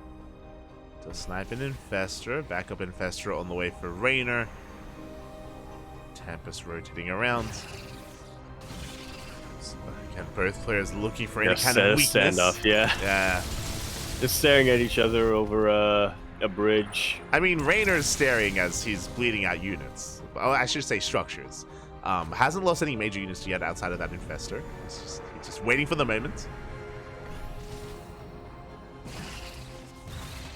It's not presenting itself yet, but it will eventually. Mothership in the backline here for Goblin. I'm bearing in mind that that Mothership has a recall available, so if we wanted to, we could even try to skirt the Mothership around towards the left-hand side, recall across the map, snipe a base, and then recall back home with the Nexus recall. Like that's a possibility. Yeah, because fun fact, they don't share a cooldown. Yeah. So I would not be opposed to that when it comes to sniping that last mining base. But it looks like Goblin, he's keeping the... Because there is mining going on. But it looks like Goblin, he's keeping it back. Yeah, there's mining going on, but not much of it, so... Can't say fault Goblin for playing it safe right now. Fungal does land on a couple of these Tempests. You get feedback on the Infestor, but the Tempests will live in the end. They back off, they survive. They're going to be regenerating that shields as well, thanks to those shield batteries. Another Revelation. It's all about the NG-based units right now. Like Revelations on these spores, fungals, storms, feedbacks. Storms. Yes, yeah, true. Blinks. No, I guess that's really too makes sense there. Is Goblin ever gonna max? Oh, he's gonna carry on the way. Oh! Slowly but surely. Yeah. Making one carrier at a time. One at a time. Bearing in mind, because of the lack of production, this does mean that one fight will 100% end the game, because Goblin, there's no chance he's ever going to rebuild the army. He has one Robo, one Gateway, one Stargate. Like, one bad fight, and that's it for Goblin, despite the bank. Pretty much. So, yeah, he has to be very, very, very careful about this. He knows his team is on the cusp of a potential victory. So he wants to secure that lead. He has been gaining ground, by the way. As all the Observer series. Does get sniped. That's actually pretty big. Yeah, I found it. Goblin's gonna have to rely entirely on these Revelations, which aren't super reliable to begin with. Yeah, as again, we have been slowly gaining ground. I think now we're getting an angle for the tumor. Let's get another revelation. But again, the problem is that, like, okay. If we want to snipe that tumor, we have to make sure we avoid the infestor, the fungal. Yeah, which is definitely a lot easier said than done. Feedback's getting thrown down. Yeah. On infestors and on queens. We kill an infestor, not bad. Not bad at all. Server repositions. Slowly but surely sieging its way on forward. No detection here for Raider, is there? We got 2! Here we go, and look at that. We're about to max out as goblins. True. That's a second carrier. One more carrier. Yeah, that's the creep. He gets the creep. Oh, okay. Drones!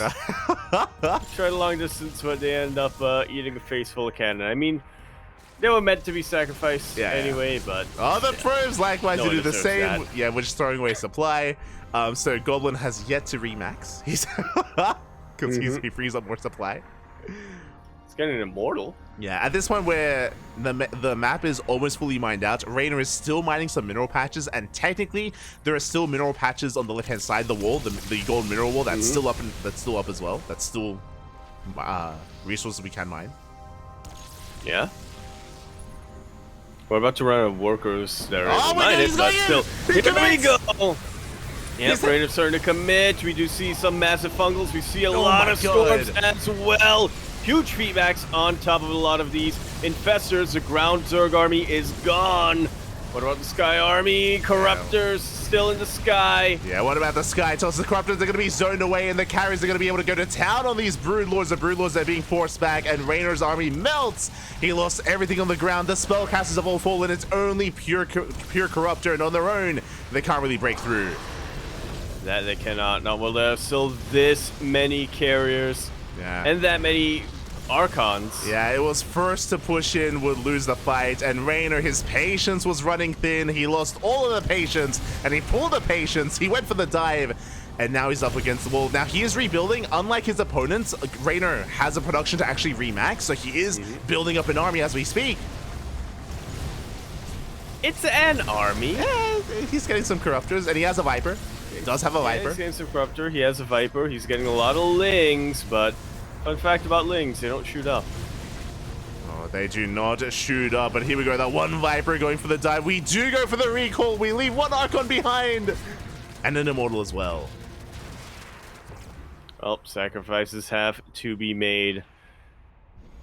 Very efficient trade coming out here from Goblin. We can see Rainer has pretty much spent his entire bank. The only resource he has left is minerals. He has practically zero gas left. Yeah, it's he can only make Lings. Only Lings and Queens. Only Lings and Queens can be made here for Rainer.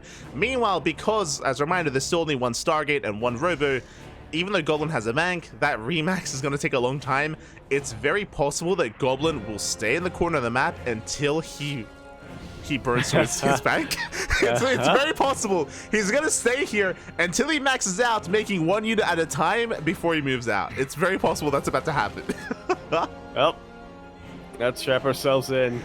No shot. I mean, it is efficient. Yo, Goblin, he's smiling. He's doing it.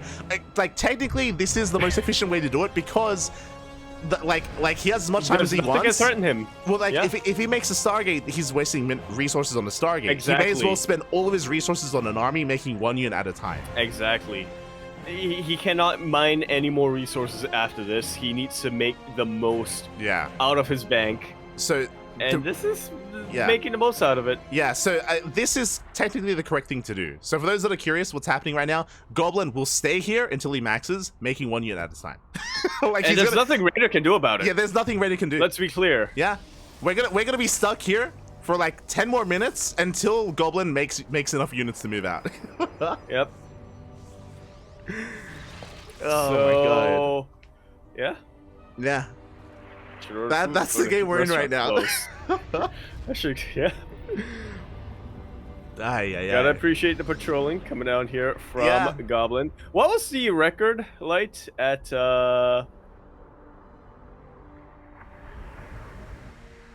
What do you go? What record? Whatchamacallit? God, what was it? It wasn't. You're talking about Mana versus I almost said No, Fire. That one's way too long. That was Yeah, Mana yeah. versus Fire Cake. I think Fire that was Cake, like yeah. 4 hours, 6 hours or something. Yeah, like it was long. What was the record at Ozland? Oh, Or not Ozland. Ozchamps. ANZ Champs. There we go. ANZ Champs. Oh, that was. Oh my God, was that an hour? Or was that more than an hour? That was like, I want to say we reached over an hour and 5 minutes, an hour and 10 minutes, something like that. Yeah, that was. What was that? Risky versus T-Bull in ANZ Champs. I think that was what it was. Yeah. Well, at least we won't see Pig eating macas across from the window. True. He wasn't even. He was eating our. I think it was El Jana's. I think we had some. I don't know chicken what it is. and chips. That's mining. Oh yeah, he's mining. It's not gas mining, but it's not gas mining. It's not. So It's not. It's only... not actually useful here. Rainer spending his entire bank, but you know what? He can throw out more static D. True. More spores. Okay. More spores? Unironically, there is a way for Rainer to win a fight if he makes use of the queens, the transfuse, the spores, and the one viper. He has one viper. Oh, with. Oh, we got the goblin cam. Yo, the production team, the SC Boy production team, they're not happy with Goblin. They're like, mate, just send it. Are you really just making one unit at a time? 6 gas. Yeah, the answer is yes. Yeah. Look, he has no detection. He has to make this observer. Yeah. There you go. He can't send it yet. Cannot. But yeah, unironically, like there is a world where when Goblin pushes into Rainer, if Rainer can make use of all of his stack defense and his queens, I would appreciate if the observer did pan over that area because okay. Oh, is that enough? We caught a glimpse of it. I think that was like 10 spores. Technically, I think mathematically speaking, it is enough. Technically. It's possible. I think it is. I think it is possible. But it's not probable. I think there is a chance that Rainer could win the fight if the fight occurs under those like ideal conditions. Can you give us a number for that chance? What is the plan? That's what we want to know. Yeah, Goblin, he was thinking. We had the thinking face emoji from Goblin earlier. We did. That's the problem. We're gonna get a draw. I do think that the first, like, again, Rainer knows he needs Goblin to push into him. Rainer cannot take a fight without stack defense. There is zero chance for Rainer to win the game if he fights without the stack defense. The stack defense gives him a chance. Can he skirt around? No, because the stack defense counts as structures, doesn't it? Yeah, exactly. So like we have to take a fight on it. Oh boy. Yeah, we're slowly seeing a couple of reveals. Mandarin being said in the chat. If we can get some translations in the chat, we would appreciate it. Sayo is an admin, so I don't know if he's maybe saying some rules about draws. I don't know if that's what's being discussed. Potentially, yeah. We'll get our confirmation soon, TM-ish. See if it's a draw. If it's replayed, the Corruptors on the middle of the map. Technically, the players can agree on a draw. I'm pretty sure they can agree on a draw. And if like technically, like a draw isn't we will regame. Yeah. Okay, letting him know because the problem right now is that we are in a game state where Rainer isn't going to attack, and if Goblin makes a decision never to attack as well, then it is a draw, straight up. Like a draw isn't just straight that up. There's no way to like destroy buildings or anything like that, but like if both players agree, then, if it's both players agree to a draw, it's a draw. But also, I think if there's like literally no damage being dealt for a certain number of time, the game will automatically draw. Yeah. Like if we reach like a stalemate of if anyone attacks they lose, then I mean it has to be a draw at that point. But Goblin is moving out. He's pushing. Yeah, starting to push forward slowly but surely. He doesn't quite have full eyes on the Corruptor army. Rainer is kind of keeping his Corruptors on the edges of the creep to act as a little bit of a scout, funnily enough. We have no banks. Can confirm the banks have been spent.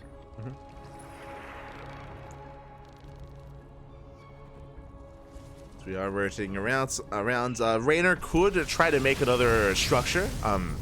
he has some drones and he is supply blocked, so that's why I'm saying that he could afford like a couple of spores if he so chose to.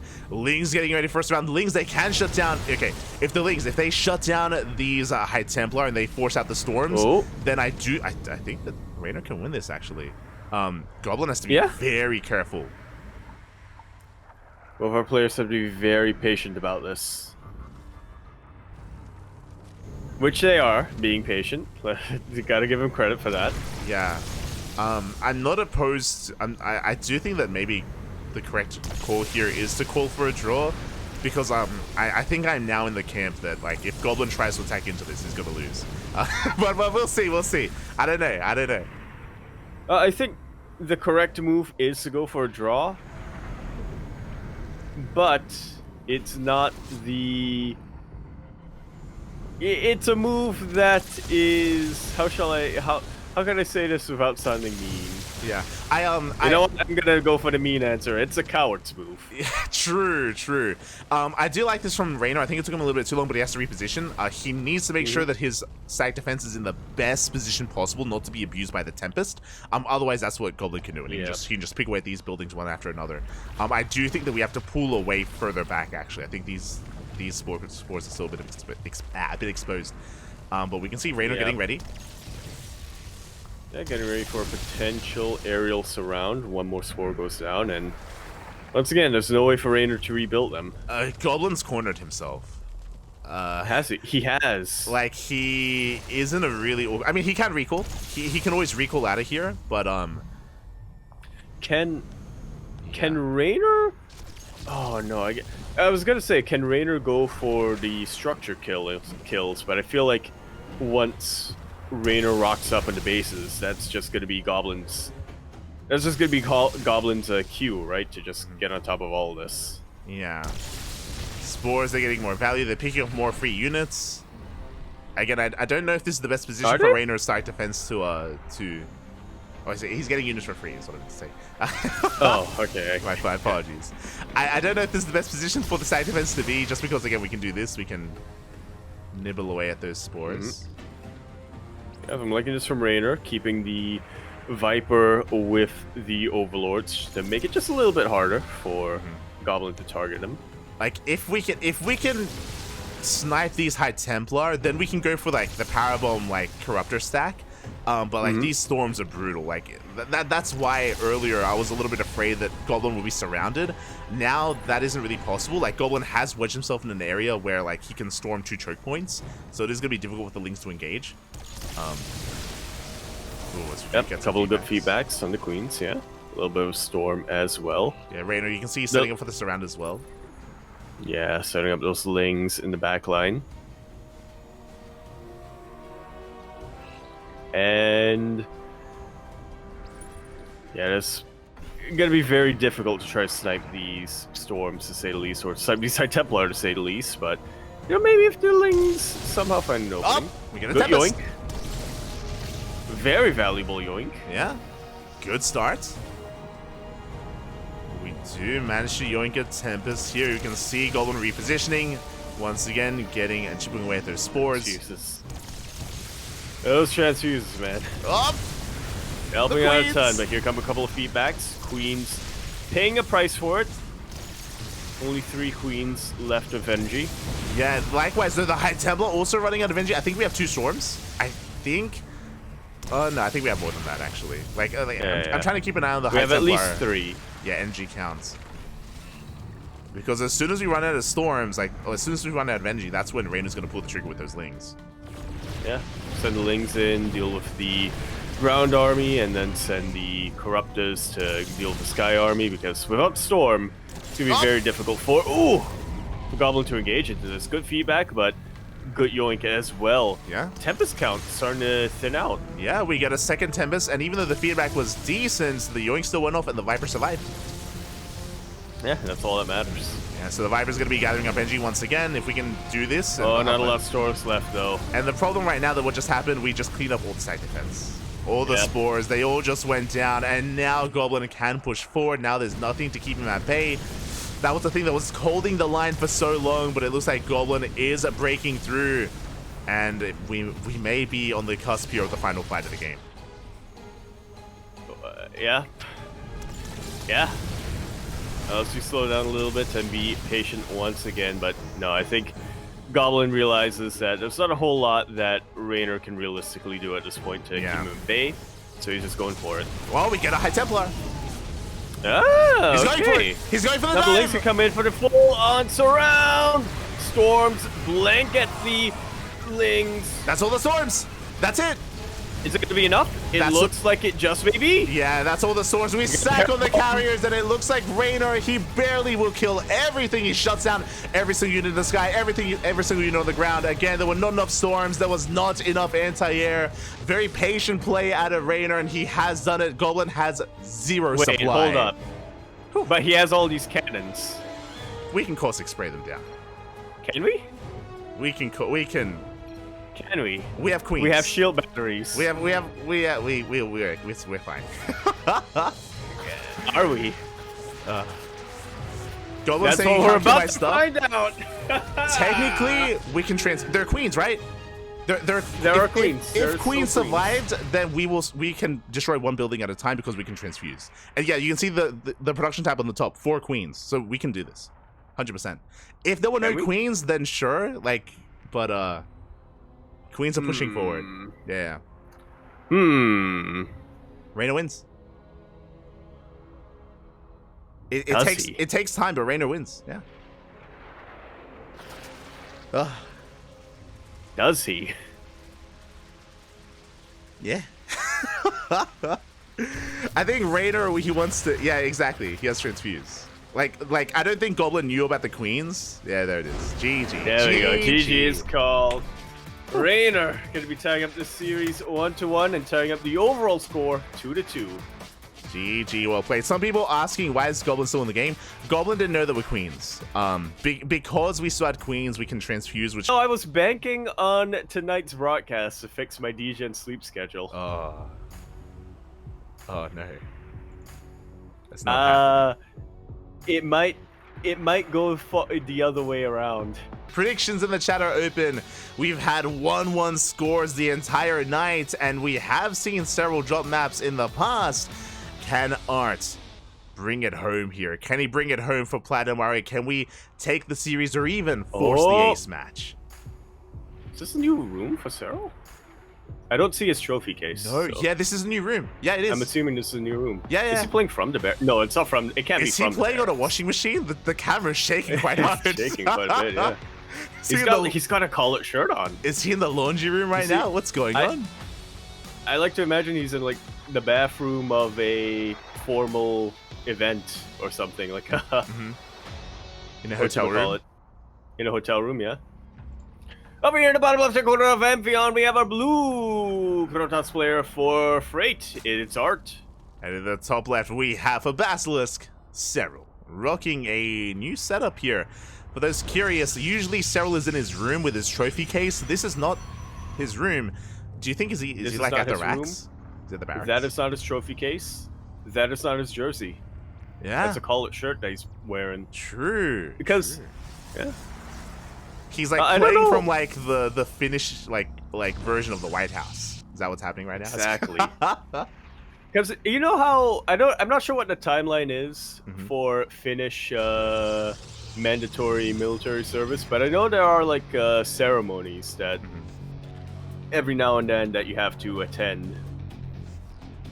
I like to imagine this is one of them, and Cyril just snuck off somewhere. Yeah, I see someone talking about the office space. I have heard that. I have heard that Cyril, he rented an office space for a better setup or for better internet to play from. From my understanding, I think Rotterdam said that a couple of weeks ago. But you can do that? Yeah, but this doesn't look like an office space. And also the colored shirt. That is a bed, yes. Is that a bed? Yeah. Now I'm questioning it. It looks like a bed. Is it a bed? Is it a bed? I thought that was more in the foreground, less in the background. Otherwise, like he's like at the crossroads of a room, right? Because of all the door frames. Right. It's in the middle. Yeah. Like what? The bedroom to his left and the massive window to his right. Is that a bedroom? I don't think Is that a that's bed? I don't think that's a bed. I think that's closer to I don't think that's a door frame. I think that's like a shelf area, right? Like right next to him. Am I crazy? It looks like a bed Or it's the bed in the background. Yeah, I guess. in the background because it's low. But if again, like if Like a that's shelf would be higher, right? if that's a door frame, then where is Cyril sitting right now? He's That like is sitting a in the middle door of like frame. yeah. That is in fact a door frame. There are two door frames. Well, because it's like, you know how there's like that little space between two rooms? Why is he playing in a space in between? Why not in a room? That's like I'm pretty sure he's in a room. Well, he's not in a room. That's the point. He's between two rooms.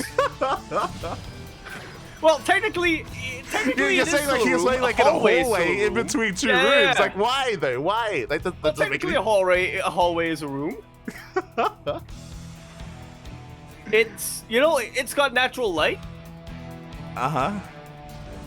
It's got a curtain. In the chat, guys, do you think there's a doorway behind him and on the right of him, so he's in between two different rooms right now? Or on the right of him, is that not a door frame? Is that instead like a maybe like a frame of like a closet or just or something? A massive window? If it's a frame of a closet, why is there a light shining through? Maybe there's a window in the closet, mate. No, you raised a good question. Yeah, actually, yeah. What is going on? Anyway. We have a fleet beacon coming out very early on from Art, but it rush. gets immediately scouted by Cyril, yeah.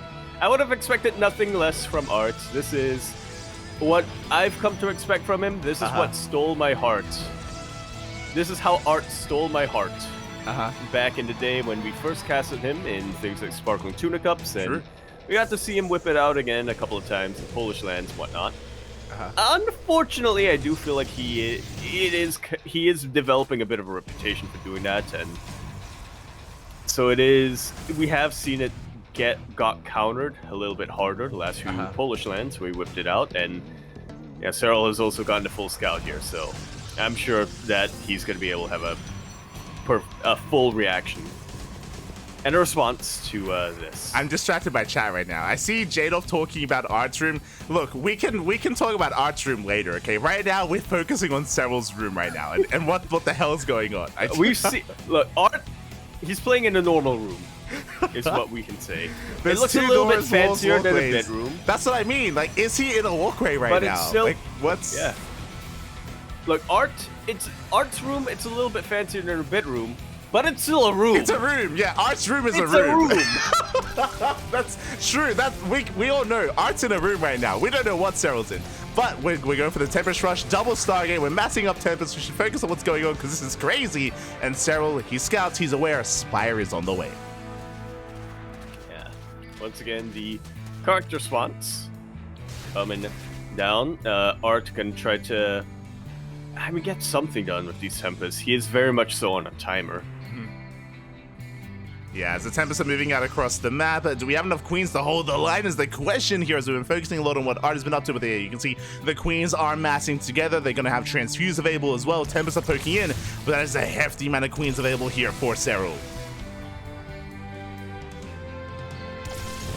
Yeah, the Corruptors are going to be the nail in coffin for the Tempest Rush, but honestly, Cyril, looking at these queens, looking at the concave, looking at the energy that they've got, and knowing Cyril and his offensive play, I can't see Art getting too much more done from here.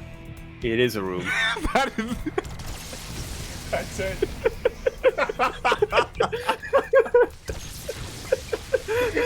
He sits outside of the building. Cyril does, yeah. I'm trying to imagine what's going. Like the problem is there's a window right next to it. Is the problem? Like how small is this room that he's in? Well, it's not a room. It's a hallway. I think it's what we established, right?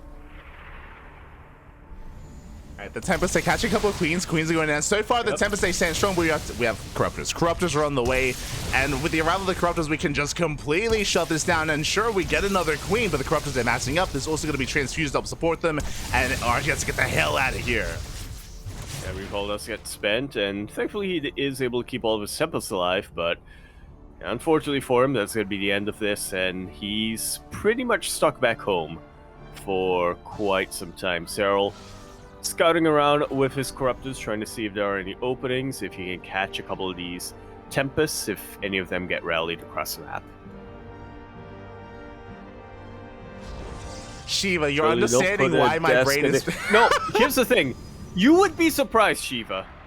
I have seen listings for houses that do have desks at the end of hallways. If Cyril is renting an office space, like, he doesn't need to go for this where he has to set up in the middle of a hallway in between two rooms. That's what I mean. Like, he's like, well, like, maybe why? it's a feng shui. Because it's a feng shui. Okay. Because he's figured out, he's done the math, he's gotten the ruler and the stick, and he's found out that it's the optimal location. The optimal location. Do you think, like, do you think he went into the office space, and we're collapsing on the army, by the way, the sentries are going down, the soldiers have to retreat, the Tempests once again, get the hell out of here. Do you think that Cyril, he got the office space and he, like, went through the building and he just found the most optimal place, like, with the correct, like, climate and, like, there's no, like, draft from, like, the window. Sun, And that's the reflection of the sun, Sunlight. depending on the day, depending on the time that he ladders most, right? Like, and he decided, this is where I'm setting up. Doesn't matter where it is in this building. I'm setting up right here. Yeah, Yeah. that's what I'm saying. We're collapsing on the Tempest, and so he's going to shut this down. The Tempest are falling. Yeah. The Nexus as well. GG gets called, and Cyril will take game number 1. In signature. No, that's a window behind. That's a window. That's a glass. No. That's a glass, like, Door? or mesh wireframe. Yo, that zoom in changes everything. Okay, now That's now zoom we're in. questioning things. Yeah. Yeah, that's not okay. Okay. It's like an enclave at the bedroom, and he has a balcony behind. That's a balcony. that. Yeah, that's a balcony behind. That's a balcony. Yeah, that's a balcony, and he has like an enclave. Yeah.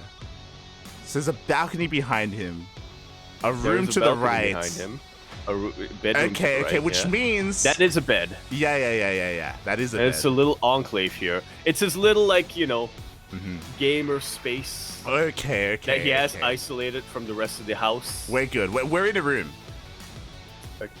We're in a room within a room. We're in a room within a room. We're in a room within a room. You go into this room to get to the other room. room. Which, yes. Yep. Yes, exactly. But, like, there's space on the... Oh, look, he just looked over. There's space there. There's space on his... There's space? Yeah, on his left. On his left. On his left, all right. There's a chair Yes. behind his chair. Yes. there's a chair behind the chair. There is a chair behind the chair, yes. There's layers. What's going on right So anyway, now? final thoughts about that game. Just trademark Cyril scouting and reaction. I mean, very early scout from that. And here we are in game number 2. Top right, we have our blue Protoss player for Freight. It's Art. And in the bottom left, we do have Cyril for Basilisk. Jadolf brings up a good point. What if it's not actually a room? What do you mean it's not a room? What is It's it? a green screen. He's tricking us into believing it's a room. It's a green screen, mate. It's like just like the Matrix. There is no spoon, there is no room. He's breaking our minds. We have to break through. We have to learn Kung Fu. We have to wake up. But yeah. Well, okay, we've settled. There is another door on the right. Basically, Okay. so despite the framing is deceptive because it looks like he's stuck in between two door frames and a window, but because of the angle, it doesn't look like it. But there is space next to Cyril on his left, and there's another door coming into the room. So you have to go into his room to get into the room that's behind him. Yes. Yeah. Which may or may not be a balcony. Yeah. You know what? This is smart, actually. Uh-huh. This is smart because you have the balcony, and that's isolated. And then you have the gaming enclave, which is sort of isolated. So if anybody like goes out there to smoke or whatever, you don't have to inhale the smoke. I'm assuming that Cyril has roommates. Okay. It's possible. That might not be the case. Now, is this the office space that he rented, or is this the barracks? His actual house. No, the barracks. Like his racks with his squad, you know? I don't think a barracks would have an enclave like this. Okay. But then again, I don't know Finland. Yeah, I don't know what Finnish racks look like. I don't know what you know, it is the Nordics, you know, everything is nicer there, you know how their prisons have like TVs and stuff. Mhm. I imagine that their military barracks are similar. Okay. Okay. See, it's a Finnish military psyop. True, it's working. It's where they That's say, what it is, yeah. join the military. This is what our racks look like. Exactly. You too can have your own gamer enclave. Yeah. What you have to do is... But then there's a fine print. If you've won like 10 world championships or something like that. Yeah. This is like the high-class penthouse racks. Yep. It's a pen racks. Exactly. Yeah. It's not your normal racks. This is a racks with 10 reactors on it. It's a racks within a racks. Exactly. It's a racks stacked on top of racks, stacked on top of another racks. He's on the top floor of his racks. This is propaganda, yeah. This is Finnish propaganda, is what it is. Oh, God. Standard openers. In the previous game, have of course, the best racks in the world. In the last game, we had a Tempest Rush, which alas got scattered, so Cyril was able to shut it down. The power behind a Tempest Rush is, of course, it being unscattered and catching a opponent off guard. Here, we do have Arts going for a hatch, going for his next door. Rax expand into Rax a Stargate. Yeah, standard opener. The Rax is on the mine. Standard opener here at Arts. Standard opener. Okay. Okay. Okay. Gate expand. Wait. No, yeah, gate expand. Yeah, gate expand. Yeah. It's just so you know. We're admiring the real estate. We're admiring the interior design of the Finnish racks. So We are. that's why racks expand is on our mind. Beautiful. I feel like Neo in the Matrix. We've seen things we shouldn't have seen. We've noticed things we shouldn't have noticed.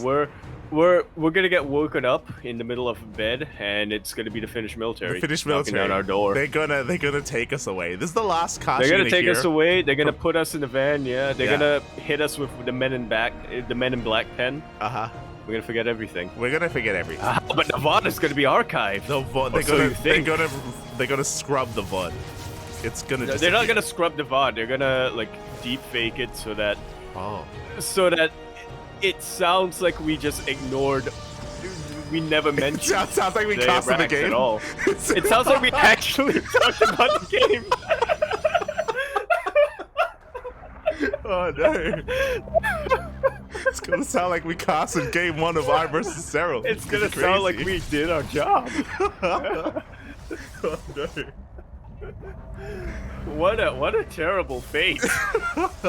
I wouldn't wish that on anyone. Oh my god. Art is going double robo motor production, by the way. He's crazy. Yep. Yeah, I love this from Art. He is one of the wildest players. You know, we speak a lot about the Polish Protoss players coming out from Poland. Yeah, the Polish Protoss players. Yeah. Art is arguably the wildest out of all of them, which, you know, probably has to do with the fact that he spent a lot of time playing on the NA server. He spent a lot of time in Korea as well. Yeah, he spent a lot of time in Korea, and Ars was, has been refining himself over the years, and this is going to be really interesting. It looks like an all-in out of Ars. Again, he's going for double robo, double immortal production. Gateways are on the way, Prism's on the way. This should be a timing with the War Prism moving out, and Cyril is a little bit in the dark. He is shutting down these Oracles quite hard. The Oracles have not done a lot of damage, but I'm sure Cyril is not expecting whatever the hell this is from Art. Yeah, I mean, likewise, right? Cyril hasn't been able to dive in with his Overlord, so we see her in the back, but it's gonna get scouted by the gold base, and Art can try to shut it down or commit to a push. Yeah, we're committing. We're moving out across the map with everything we have. We have Immortals, we have Sentries, we have a Soul Train-esque all-in here from Art. Now, Cyril is amassing an army. He did not over-drone. He droned up to 3-way saturation. 67 drones is what he has stopped at. But is it going to be enough? Does he have enough time to build up his Roach army? Because here comes the push. Here we go. Cyril setting up his concave already. But does he have enough? Does he have the numbers on his side? Yeah, the longer this goes on, the better it is for Cyril, by the way. Like, time is on Cyril's side. We have to go. We have to commit to this all in. Stalkers are on the way. Zealots are reinforcing as well. I believe they're going to be vanilla Zealots as there is no upgrade. There's no Twilight Council. Force fields are looking decent, but we are also working or burning through those force fields. That we are. Ravagers putting in a lot of work. Let's see if these charge lots are going to be able to tank enough shots here. Nice juggling coming out from Art. Yeah, nice juggling, but we're overwhelming the army. We're getting on top of the Prism. The Prism goes down to the Queens and to the Vials. And with that, there's almost nothing left. We're down to 2 Immortals, down to 1, and soon to be down to none. That's, yeah, all she wrote. GG's called. Cyril could take this 2-0. Gonna take the victory for his team 4-2, 4-3, 4-2. He has multiple chairs behind him. He does. Did you see that? There's like 2. Is it? Yeah, like there's.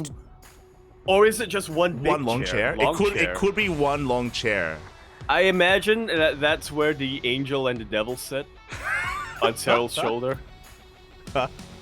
Right behind him, both of them trying to egg him on. GG, well played. Congratulations to both Cyril and Basilisk as they will claim the series and they will walk away victorious. But a shout out to Platinum R8 because both Nickish and Goblin popped off. Nickish, he was able to take game 1 versus Trigger. Goblin almost 2-0'd Raynor. There's a world out there where he 2-0's Raynor. That final game was so close, was so clutch. Could have gone either way. Really could have. And yo, if he did take him out, we would have forced the ace match. Very, very close. I do feel like Platinum R8 punch way above their weight here in this series against Basilisk. I mean, hardly anyone was expecting Nickish to get the 1-1. It was literally only 2 people in our prediction game. So exclamation mark Discord in the chat if you would like to join that. I mean, we're reaching the end of it, so yeah. Not sure what you're going to get out of it, but for the next season, yeah, literally only 2 people in our prediction game predicted the 1-1. Everyone else was full 2-0 for Trigger. A couple more people predicted a 1-1 for Goblin, but for Goblin versus Raynor. But obviously, game number 2 getting that close, it could have been a 2-0 from the side of Goblin. Yeah, not gonna lie, I was so close to picking 1-1 for Goblin and Raynor. I think I went 2-0 for Raynor, but I was so close to going for the 1-1 just because Raynor did go on a vacation to Malta, right? He took some time off, and we have seen Raynor smudge to Protoss in the past, and he was smudging this series, but yeah, like impressive stuff there out of Goblin. Really impressive. Yeah, you actually thought about this stuff? Okay. we predict things very differently. We do. I'm learning. We do, yeah. What do you predict by feeling, right? Exactly, yeah. Yeah. No. Well, yes, but it's not just my feeling. Okay. It's also the feeling of the spirits and the ancestors. Okay. Do you like light an incense candle? Do you like? I do. You know. Harness. I harness the energies. I look down. I say to my gut, "Yo, gut, what we feeling?" And my gut says, Goblin, he's a good boy. Yeah. Wait, yeah. Did you predict 2-0 Goblin? No. Okay. Okay. What did you predict? Predicted 1-1. Okay. Let's go. I predicted a 2-0 for Trigger, though, so. Yeah. Yaku, the GOAT does it again. The prediction GOAT. Yeah. Okay. There we go. The prediction pug, if you will. Yeah. Art, though, let me down in my prediction here.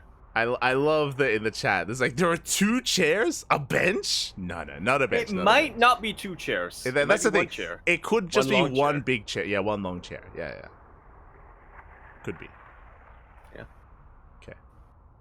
How do you predict in Discord? We have a channel. Okay, for those that are curious, we do predictions in Discord, where we keep track. It's like imagine like fantasy football, but kind of. But no, not really. Fantasy Team League. It's like Fantasy Team League, but not at all. And we have been predicting throughout the entire season in our Discord server. Yeah. We're just predicting. We're not doing trades. We're not like putting together a team. But we are, in honor of the most legendary Fantasy Team League pick or run, we're having a special award this season for our own prediction game. The Dean Award. The Dean Award. There you go. There you go. Yeah. There's a lot of history behind it. Originally called the New York Knicks award for worst team that was trying to be good. Yes. If I remember correctly, it's it's how Wax Angel described it. Yeah, worst team trying to be good. Yeah, that was some good times. Yep. With that, though, we are done here for the day. So thank you, everyone, for tuning in. Thank you for watching this very chaotic cast of StarCraft. It was beautiful. Shout out to the winning teams, and we'll see you guys tomorrow for some more World Team League action. Not just that, tomorrow is going to be Master Swan Open and also the Wardy TV Summer Bash as well that we will also be casting. So we have a trifecta happening tomorrow. Yep. 3 in a row. That's going to be a long day. Oh yeah, it's going to be a long day, Papi. Yako, you going to be playing an MSO? I could. Ah. I think I'm eligible. I mean, I could in the sense that I'm eligible. Yeah. Yeah, we'll see. I'm probably going to be awake. Yeah, for those that are curious, tomorrow, the first up in less than 24 hours, we're going to be casting Master Swan Open. That is a tournament that we host and run, and it is for 4.8k or 4.7k MMR and below. So for Masters players... Oh, we changed it a bit. Yeah, I think we did lower it a little bit. There we go, 4.7. So 4.7k MMR and below. So Masters players are going to be duking it out tomorrow in our tournament. After that, it's going to be World Team League Day 2. After that, it's going to be the Wardy TV Summer Bash. There we go. Got your coffees ready. Yeah, I'm definitely going to be... Yeah, dare iced coffees. Chowing down that coffee. Yeah. All right, with Is that... he playing tomorrow? That's a good... Maybe. Yeah, it might be. Yeah. We'll find out. Yeah, do you have anything you want to say before we head off for the night? Chairs. Mm-hmm. Let's whiff them. We need to petition Cyril to like do like a little vlog. Do a or vlog, like yeah. We a need house tour. we need to figure out what the hell's going on in that office complex. Office tour, yeah. Yes.